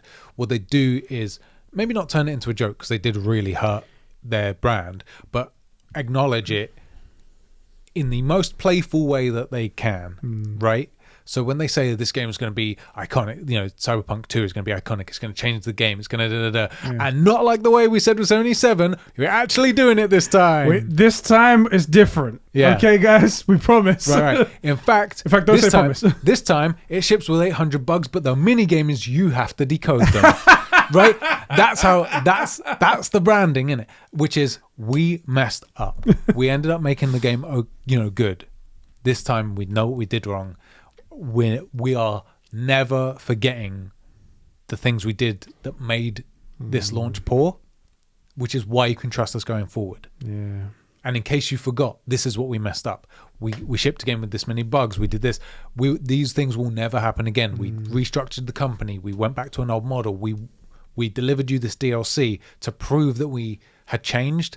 And the DLC, ideally, the DLC for thing, which maybe however they want to do it, will be the best bit. Blood and Wine is every bit as good as The Witcher 3. Yeah, the actual main game. Right. So deliver an incredible thing and say, that was post-launch. That's what you can expect from Cyberpunk 2. That's the model. What we made there, we're just doing that in full scale. Do you know what I think most people are scared of? And I'm a little bit scared of this as well. Yeah. Is that, like I said before, it was the company that everybody looked up to and looked to as the savior, the example of how you should do gaming. Yeah. And then on top of that, granted, these are media outlets, but every media outlet was praising it, was winning awards at every E3 show. Every preview of it was fantastic. It was beautiful. And every influencer that went and worked for it or did some coverage on it or was allowed early access to it, that happened. Not at any point did any red flag come up whatsoever. The only red flags that we got was that the game was delayed a couple of times. Yeah. But it happened so many times that we thought, this is strange for a game, but maybe it's because it's CDPR. They really want to make it good. Also, it was in the middle of the calamity. Exactly. Yeah. So we just sort of like made that okay for ourselves in our head. But at no point was there any red flags, and nobody brought up anything despite so many people being interested in the game. And you think that many eyes would highlight something, and the fact that we saw nothing is probably what scares us all the most, that this could happen to any game, anytime, anywhere. I'm hoping that the silver lining to that is the utter distrust of anyone in media now, right? That specifically games journalists, they had little credibility to begin with, but seriously, like, you shouldn't be trusting these guys. We'll have a banger story about them later. Don't worry about it. Good. And I'm hoping that they should be out of work. Most of them do nothing. And influencers, which is weird because if we do our content creation right, we'll become influencers. Yeah. But you should the difference is we will always say there's a line with influencers, like where it's like games journalists, they're just people that are getting paid to write nonsense and they don't care about what they write, they're just there for clicks. Influencers it's a very thin line that could easily be crossed over. It's someone who's really passionate about something, or someone who can act passionate because they were passionate about other things and are paid to do something and they don't give a shit. So it's a very thin line. It's so hard to trust anybody, to be honest. Don't even trust us. Yeah, well, for real, don't trust anyone on the internet. Yeah. But for example, and we're very cautious of this because we make most of our own stuff, like our merch. If we ever were to say, like, we use a product, here's a link for it, we'll always tell you it's an affiliate link, and we will only ever link something that we actually use ourselves. For example, James does those Ridge Wallet ads. Yes. You've had a Ridge Wallet for, I want to say, 9 years. It's a long time. That's how good they are. They fucking last. Right. But so Ridge, where's our check? But my point is that if we were to accept Ridge, it's because it's a product that's actually used. Yeah. We won't ever do, we might do like a Raid Shadows Legends thing if they were to come to us. Like, there's a line in between. There would be a conversation with us there. Guys, this is a business opportunity. Right. They paid us a lot of money. Some things are like ads, which would be to do with like helping to grow the channel. Yeah. But anything that would be like an actual product that we would link to you, we wouldn't do anything we didn't trust. Yeah. And you can't know that for sure about influencers, even ones that you think that you can trust. And also, look, maybe you can't trust us. I wouldn't trust us. I wouldn't. But so I do hope that the silver lining is that games journos basically all go hungry. Fuck them. Yes, frick them all. No, hard F. Oh, okay, hard F. Seriously, there we go. I really have a beef with these guys, and so should a lot of those influencers. We were hyped. Yeah. You even made the joke that if it sucks, because we were pretty certain it wouldn't suck. If it sucks, I'll just say only good things, no matter what, right? I'll be yes. a Cyberpunk show. But all I did was just cry in my corner and just go silent. But like, I hope those people really lost a lot of credit. They didn't. It's just the way these things work. But they should have, and they shouldn't.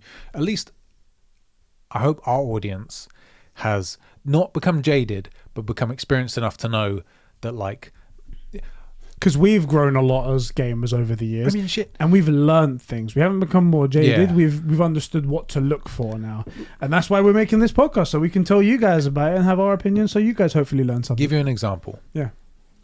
When we talk about Ghost of Tsushima, have I said it's a perfect game? Yes, every time. Every single time. No, you haven't. But I say, like, it has issues. There's no romance with Yuna, which totally makes sense. Yeah. Not that it was weird that I became Mr. Romance, but it would make sense for the game, right? It would fit. It would be a good story.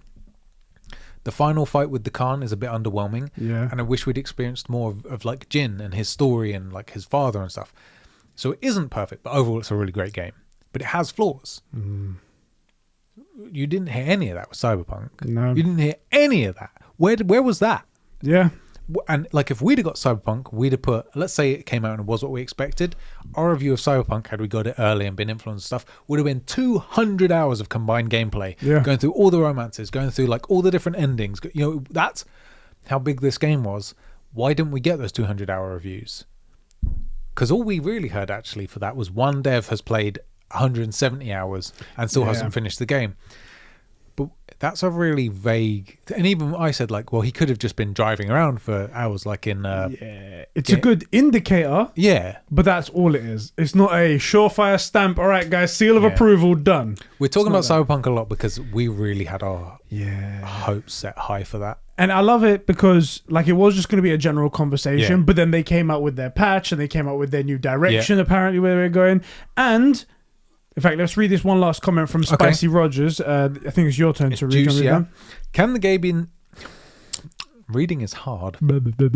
Can the game be saved? Within a lot of time, maybe. They may also end up with a Fallout 76 situation where they patch the game to fix bugs, but the patches introduce a shitload of other bugs. That is a known thing that happens, but Fallout 76 is a big has big problems with that. Can the company recover? No. CDPR are right at the bottom of the barrel now, in my opinion. One of the worst gaming companies. I highly doubt that they'll end up reintroducing a lot of features that were promised or hinted at in the marketing, then failed to deliver. Stuff like wall climbing, or the fact that my boy Jackie was in every trailer, and what's NCW? Night City Wire. Oh yeah. And then they went and did the spoilers. Yeah. That was a surprise to me. That was a surprise to me, and I worry that it became like a Ghost of Tsushima, a Game of Thrones thing, where they were like subverting expectations. No. That's not like season 1 subverting expectations. It can be done right. I mean, the way they subverted it in Last of Us. Yeah. Massive, huge, big, impactful moment. But it might be that they had a little bit more time of build up and stuff like that, whereas this was a bit... I feel like we should have had a lot more... That pre-game should have been a lot longer. Yeah. Like, it was like 1.5 missions, and then you go on the big mission that kicks off the game. Yeah.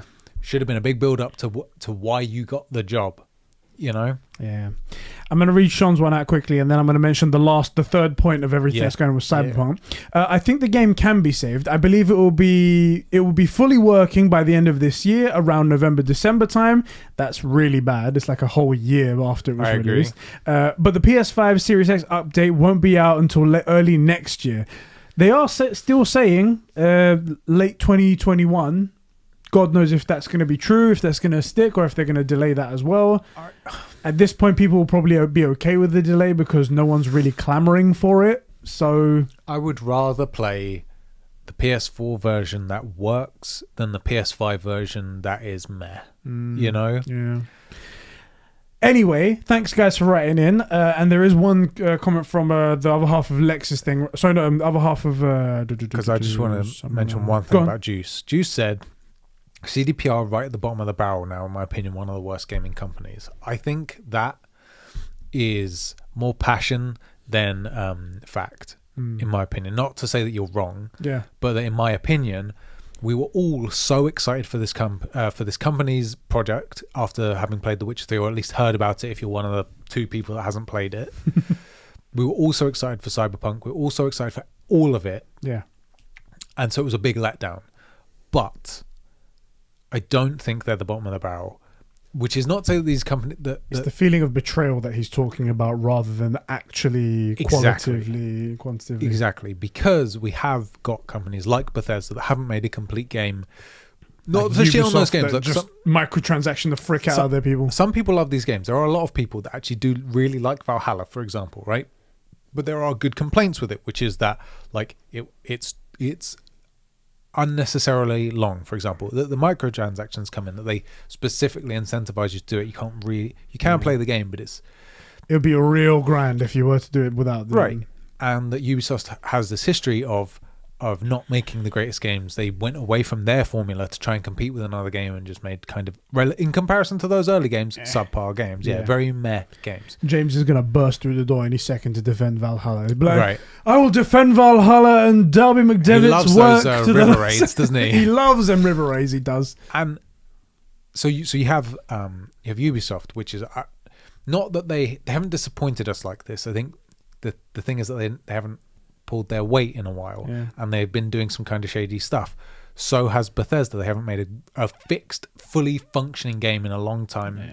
Fallout 76, I would argue, if it weren't for the scale of excitement for Cyberpunk 2077, would still be our number 1 worst game, and the way it was performed and because it's definitely the most money grubbing, cheaper. Like that is atrocious. I just love we're just so personally hurt by Cyberpunk. Yeah, I just love the Fallout first thing.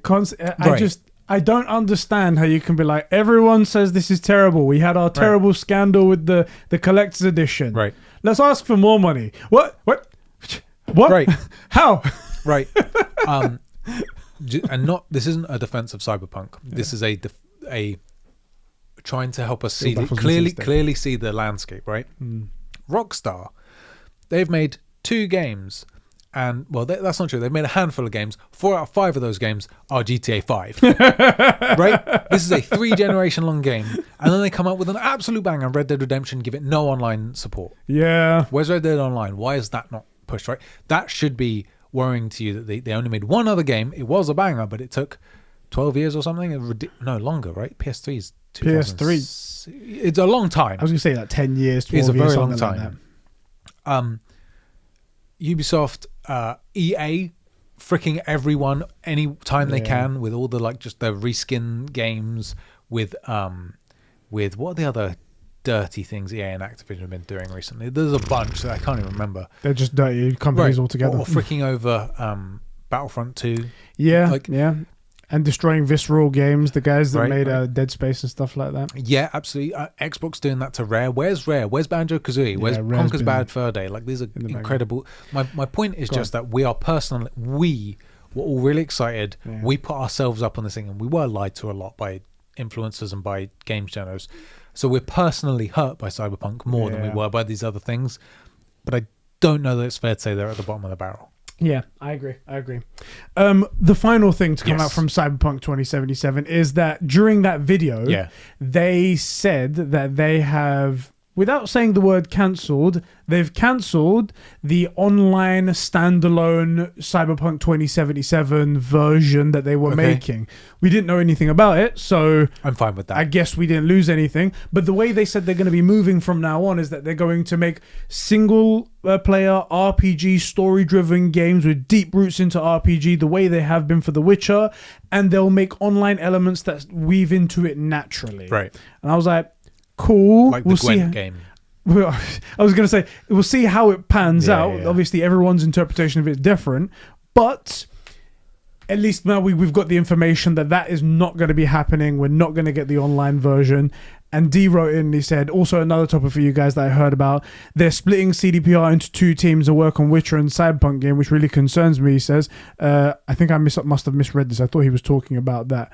Well, let's read his comment out anyway. They're splitting CDPR into 2 teams to work Witcher and Cyberpunk game, which is really concerning. Surely it would be better just if they made a next-gen Witcher game with everything. Everything you've got. Squeeze that towel until you've got everything. Right. But those are just my opinions. I don't know. As long as the teams are focused, it should be okay. I think it'd be okay. But I see what you mean and want to sort of like go all full on this one game, then move on to the next one. But then it's sort of like leaving one behind. Yeah. Anyway. But the online mode, the online version of the game that was going to be free, the standalone thing, is no more. We're not going to be getting that. Actually sounds like a good idea to me. I mean, when you haven't got the base done, then you can't fucking... Exactly. You know. Based on the reception of Cyberpunk, the likelihood is not that many people were going to be on it. And it's not cheap to have those servers up and running and stuff. And you do it because it does... One way or another, you get your money back. Yeah. Right? And I don't see it happening until the game's fixed. And even then, it's the second game or the DLC that's going to work, you know? Yeah. So I'm not too bothered by that, but it does get chalked up as one more of the promises that weren't delivered on. Yeah. But I want to play these games for the single-player RPG. Yeah, it doesn't affect us so much because we're not really the online people, despite having played a few online games and whatnot. Like, the thing is, if we're going to play online, we'll play online. We'll play Call of Duty. We'll play Apex, you know? This is the thing. This kind of game could be a good online. Yeah. Like, GTA Online is good for the heists and stuff like that. And this game could have a heist-esque type thing where it's like, you create your character and there's fixes and there's missions, there's bigger jobs to go on. That could be quite cool. Go with your mates. Yeah, I can see it. I think it'd be quite cool. Obviously, we don't know what it would be. And that would be more of the online game I think we would find more time in and we would spend more hours in and things like that. Put it more towards GTA than Call of Duty. Exactly. Sort of thing. Yeah, okay. But it's going to be gone. And I guess it's more that we didn't know what we were getting and it wasn't out there and it wasn't advertised. So it being gone isn't too much of a heartbreak to us. But as you said, chalk it up as another marketing misleading moment. Yeah. I choose to believe, because I'm trying to be optimistic about this. I know. Here we go. I would rather have that team doing bug fixes, making the game working on the DLC, than this online thing that was likely to be pretty niche to begin with, unless it was some like weird Fortnite thing where, you know, Fortnite started, it was save the world, and it turned out the online thing, unless it was some weird pivot, and like Cyberpunk Online was just the thing. Yeah. Unlikely though, right? So I'm cool with having that team just working on this stuff. Imagine another world where that was a thing. Let's not, because it hurts. It hurts too much. I can't take it. I'm gonna talk about the topic that Tier wrote in his comment just here. He goes, also, can I just mention how much of a legend Ludwig Forsell is? For those of you guys that don't know, it says it here. In fact, it says the guy was behind the music for the Kojima games, so like Death Stranding and stuff like that. But he's been working with him for a while now. He said he has an important announcement, and the Xbots thought that Kojima was joining Xbox and was celebrating because he posted a picture as a troll of one of the guys. That asked him. So basically he was trolling the people online when he said he had an announcement. And it turns out that he's just going freelance. It's nothing to do with that. He's just going his own way, and he's a well-known composer, and that's that. But I found that absolutely hilarious as well. And afterwards, he goes and tweets. He was like, for those of you guys that saw my announcement tweet and thought it had anything to do with Xbox, you need to go check yourself. He actually said those words. Good. I was like, oh my God, that's hilarious. Do you know, we're kind of Sony ponies, kind of, right? We're not 100% bought in. If there's any problems, we will mention it, right? But I feel like most of the Xbots are 100% bought in. Yeah, it's definitely the Kool-Aid moment. They've drunk it all up. Right, and everything it's coming to Xbox, it's always coming to Xbox. Yeah. And I saw an Xbox ad on my Twitter feed, and so I clicked it to see the comments because it was like a promoted tweet. Half the comments were like, well, why would I get this? Like, this service didn't work, this stuff, I'm going to PlayStation, I want the RPGs. And then a lot of them were these Xbots saying, I don't get it, the first party titles on PlayStation aren't even that good. Like, I played God of War. This is a real one. I played God of War. It wasn't all that. What? No. Oh, like, the worst part is that isn't true. People don't believe that lie. Yeah. You're saying it and no one is fooled. It's like I am 6'8", and it's like, and you're like a midget. It's like, look, I could understand maybe God of War not being your thing, right? Like, yeah, okay, like if you're a racing gamer, like you like Forza, but it isn't not good. Yeah, it's just you would rather play Forza. I have a preference, and it's a shitter game. Right, look, if you're a COD gamer, then God of War is potentially not your thing, not your exact cup of tea, but there's no way you play it and go, it's not COD though, it's shit. Yeah, it's just not true, and no one believes you. It's fucking hilarious, isn't it? It's ridiculous. It's so dumb. I can't believe I actually saw it. And the guy, it was a real account. It wasn't like some weird guide one follower. Yeah. Like, what?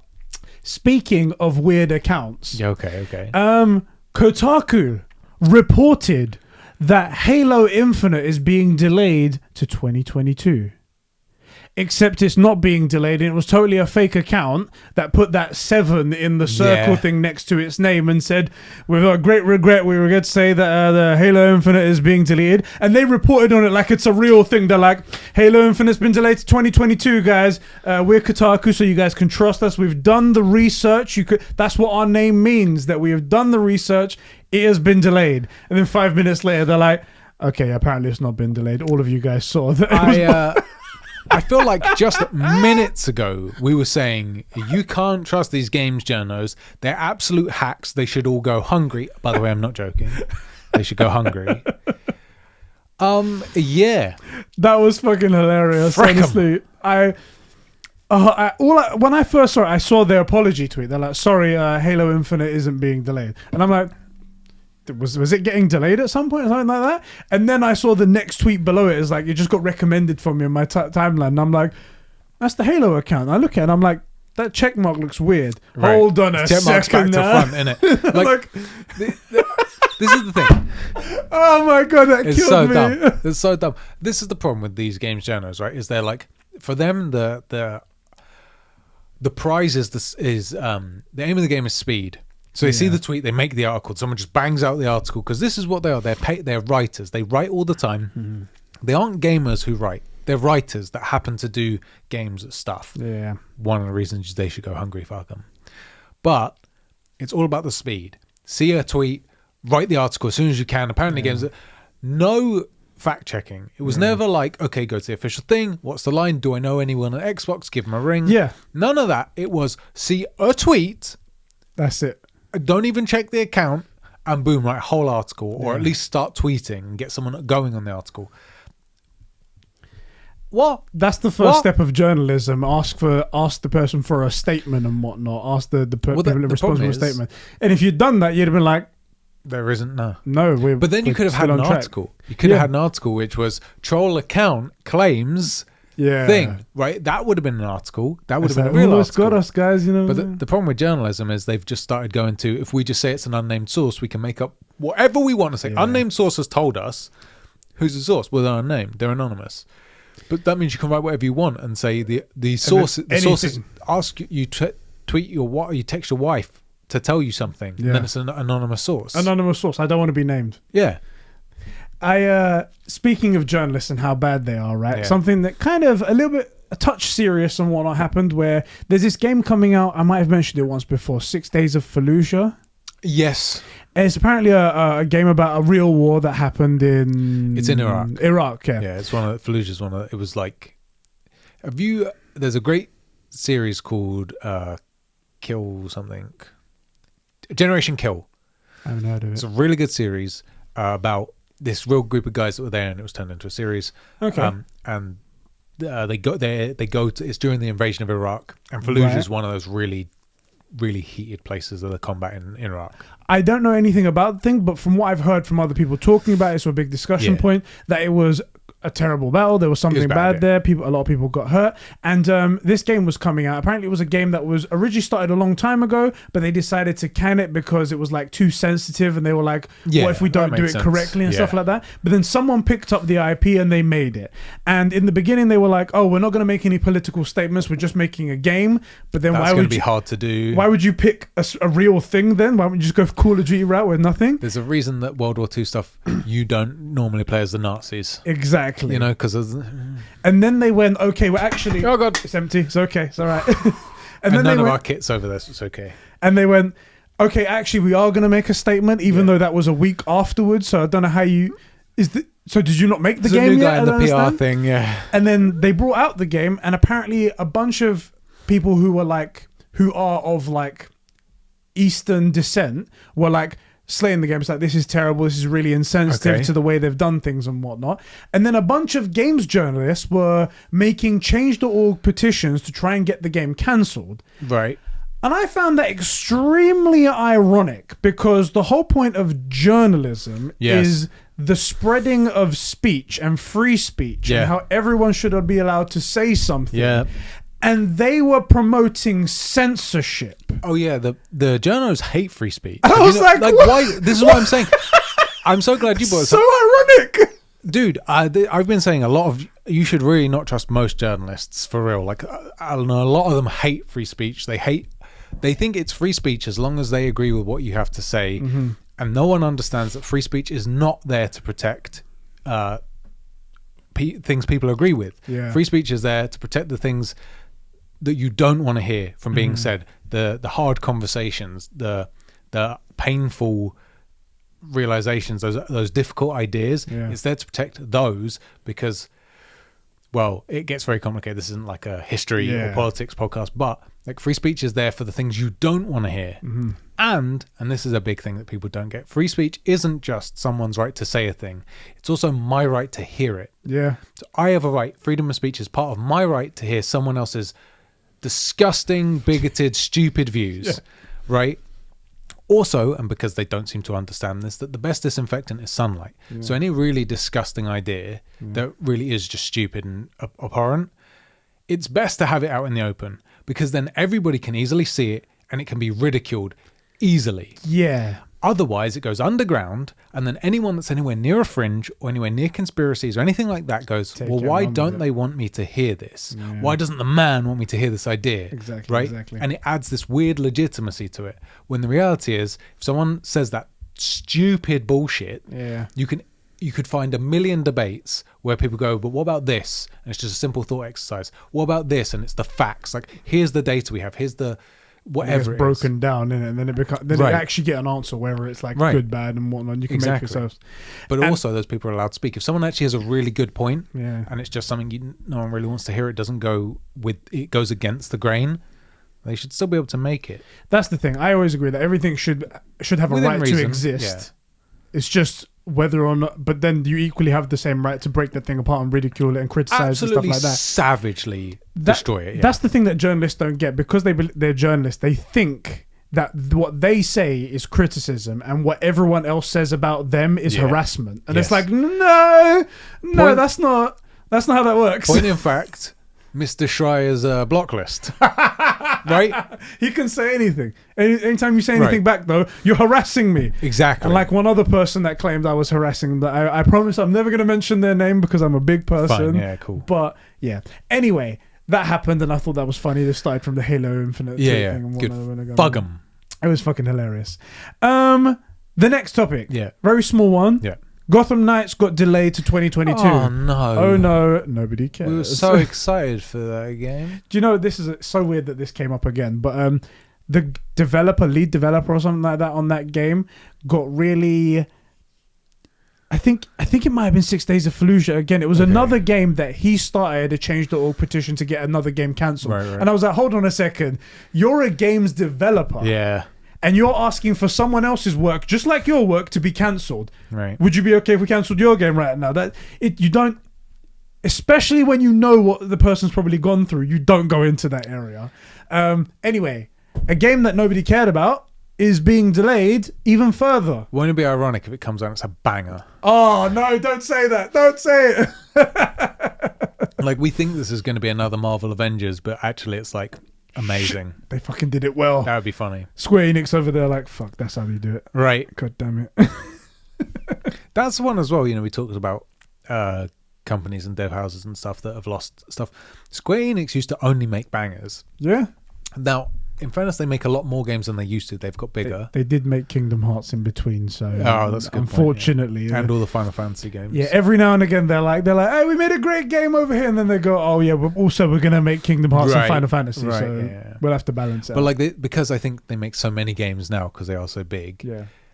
Tomb Raider, Final Fantasy, Tomb Raider, Kingdom Hearts. Right. I think because they're making so much that I used to always associate. If I saw Square Enix and it was going to be good, and now I see Square Enix and then go, okay, what is the game? You know? So that's one of those ones.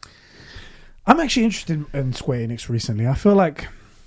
Well, you've got your Kingdom Hearts stream that you got to do. It's true. The drunk one I have to do as well. Well, you came up with the drunk thing. You were like, oh, I'll have to be drunk. The worst thing is, there's a good chance you'll enjoy it. But if you're drunk, you're going to tell yourself that's because I was drunk. I was drunk. I there's no way I like this game. It was obviously because I was completely, my inhibitions were stripped. Our next topic. Yep. Xbox Live is dead. Officially, guys. Is this, because I don't know about the story, I'm just asking, is this because they're trying to roll that into the Game Pass thing? Probably that's what they're doing. So what it is, Xbox Live is dead. However, in its place, the Xbox Network has been. Oh yeah, it's just rebranding, and it's the thing that's really dumb about this. Have they doubled the price as well? They haven't changed the price. Fortunately, they've learned their lesson from the last time. What's really dumb about this? Why do the Xbox never mention that? The Xbox will always try and frick you. Yeah. The second that they get any pushback, they'll stop it. But they're still trying. But they went back on it, guys. That's pro-consumer, right? It's like, oh, they were gonna put their thing in my ass, right? But they didn't at the last minute. Because you said no. They were like, whereas this other guy over here was like, "What the fuck is going on? Right. I don't want to do any of this." Right? But don't worry, that guy's not good. Yeah, they're like the pushy boyfriend. They're pushy and pushy and pushy, but they will not do it as long as you keep saying no. Like, but no one wants that. Exactly. Anyway, they've rebranded their service from Xbox Live to Xbox Network. Yeah. I can kind of see they want to make like a whole network of things together, and they use the word network. But the thing is that Xbox are the worst with names. They did it with all of their consoles. The branding's awful. Fucking like Xbox 360. What's the next one after 360? 720? No. We're going Xbox One. Okay, all right. Then the One S. One S, and then the X, and then what's the next one after the Xbox One? The Xbox 2 or the new Xbox, perhaps? No, Xbox Series X and Series S. But we had the One S. But then we had an Xbox One X. So we had the One S and One X, and then it goes to Series X and Series S. What? And 720 would have been good. It would have been at least funny, but like, you doubled the number. I get it. The one thing I would argue that Xbox had that was solid, Yeah. the name of Xbox Live. Yes. Branding. Everybody knew about Xbox Live. And they were like, destroy it. Destroy it. Let's blame it Xbox. Let's put it something like, if only there was like if we could make this not cool. If there was a network perhaps of a games sort of like, I mean, have any of our competitors ever done anything like a network, like a PlayStation network? No, they haven't done it. Well, let's take that then. Why? Because one thing you had. The worst thing as well is that they have these ideas that aren't working, and they're doubling down on it. They're saying this isn't working, but it's not working because we don't have enough of it. Let's double down on it. Right, because they're trying to get the Game Pass thing going, and their network feeds into all this stuff. It's dumb. And the only things that they're doing are doubling down on stuff that isn't working because they can't see a way out of it. Yeah. And then copying PlayStation, except PlayStation does it better. The option is not copy that. What they should do is copy the product. Yeah. Which is single person story-driven RPG. Like that's what they should copy. But no. They copy the model, not the product. What the frick? They just took the name. They're like, here we go. Let's have that.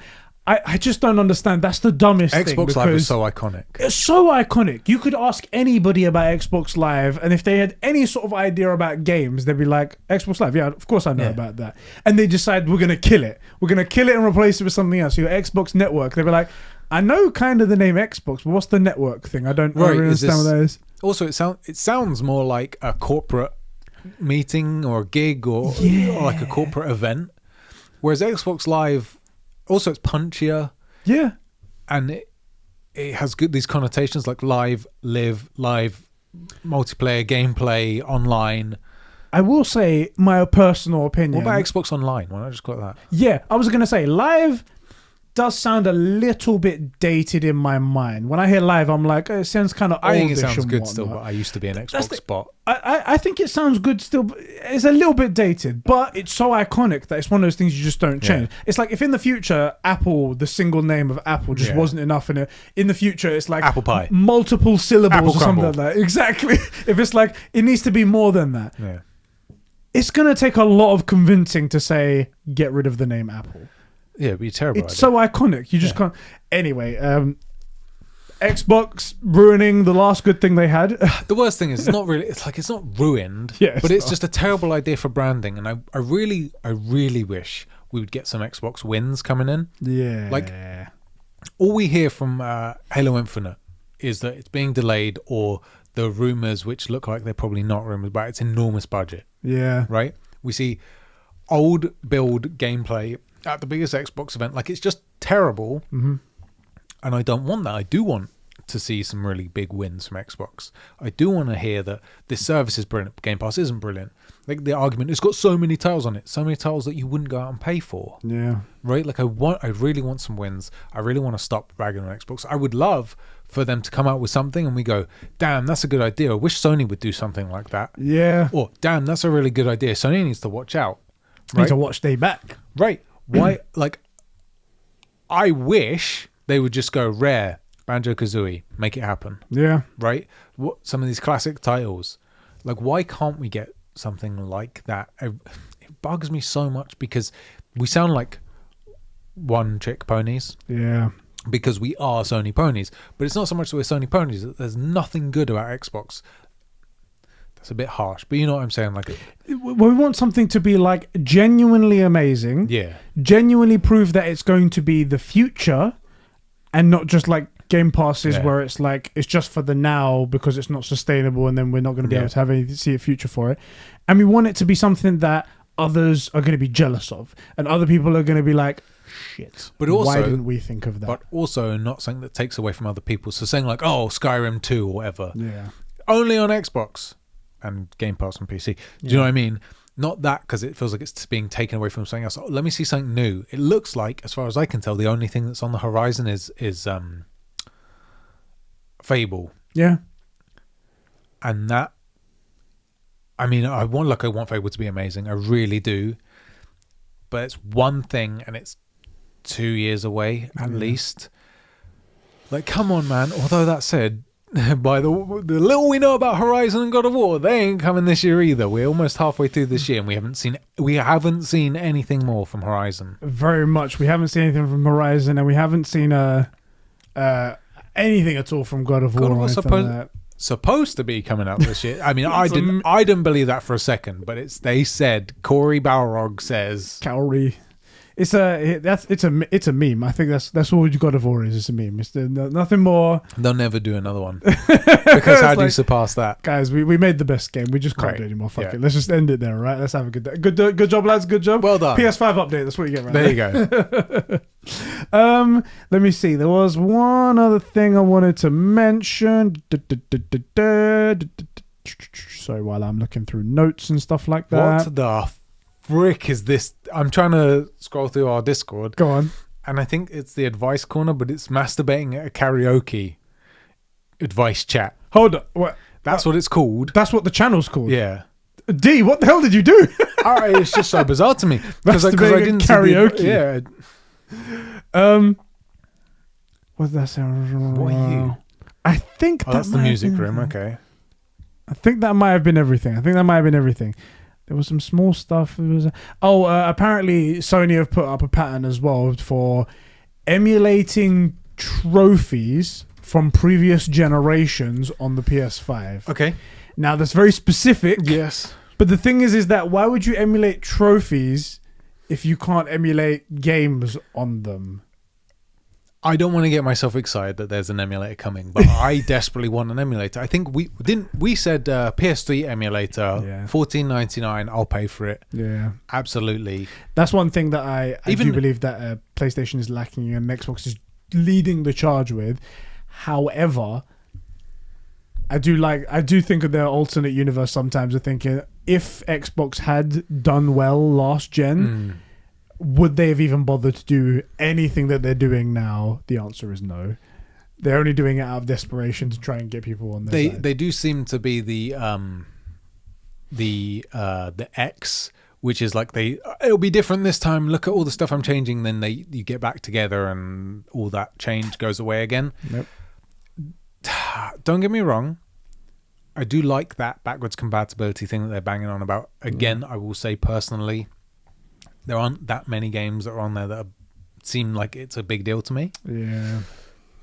But I think Sony's missing out. Yeah. I think there are some... Especially because they're the ones with all the nostalgic games on there. All the nostalgic games, all the big single-player, first-person RPG, like all the big stories. Yeah.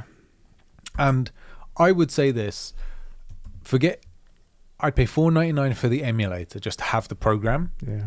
Maybe that needs to be a cloud thing, or once we can upgrade the thing because there isn't enough space on the storage on the PlayStation. PS5. Oh my god! But we don't have that yet. But I'd pay like $1.99 or $2.99 for my old favorite titles. So you're looking at £15 for the program to run them, and $1.99 for these old games that you were never going to sell at any other time, or maybe you make it free, but or cheap, but it's something, right? Where you could have been free, but people would pay $1 or something for them.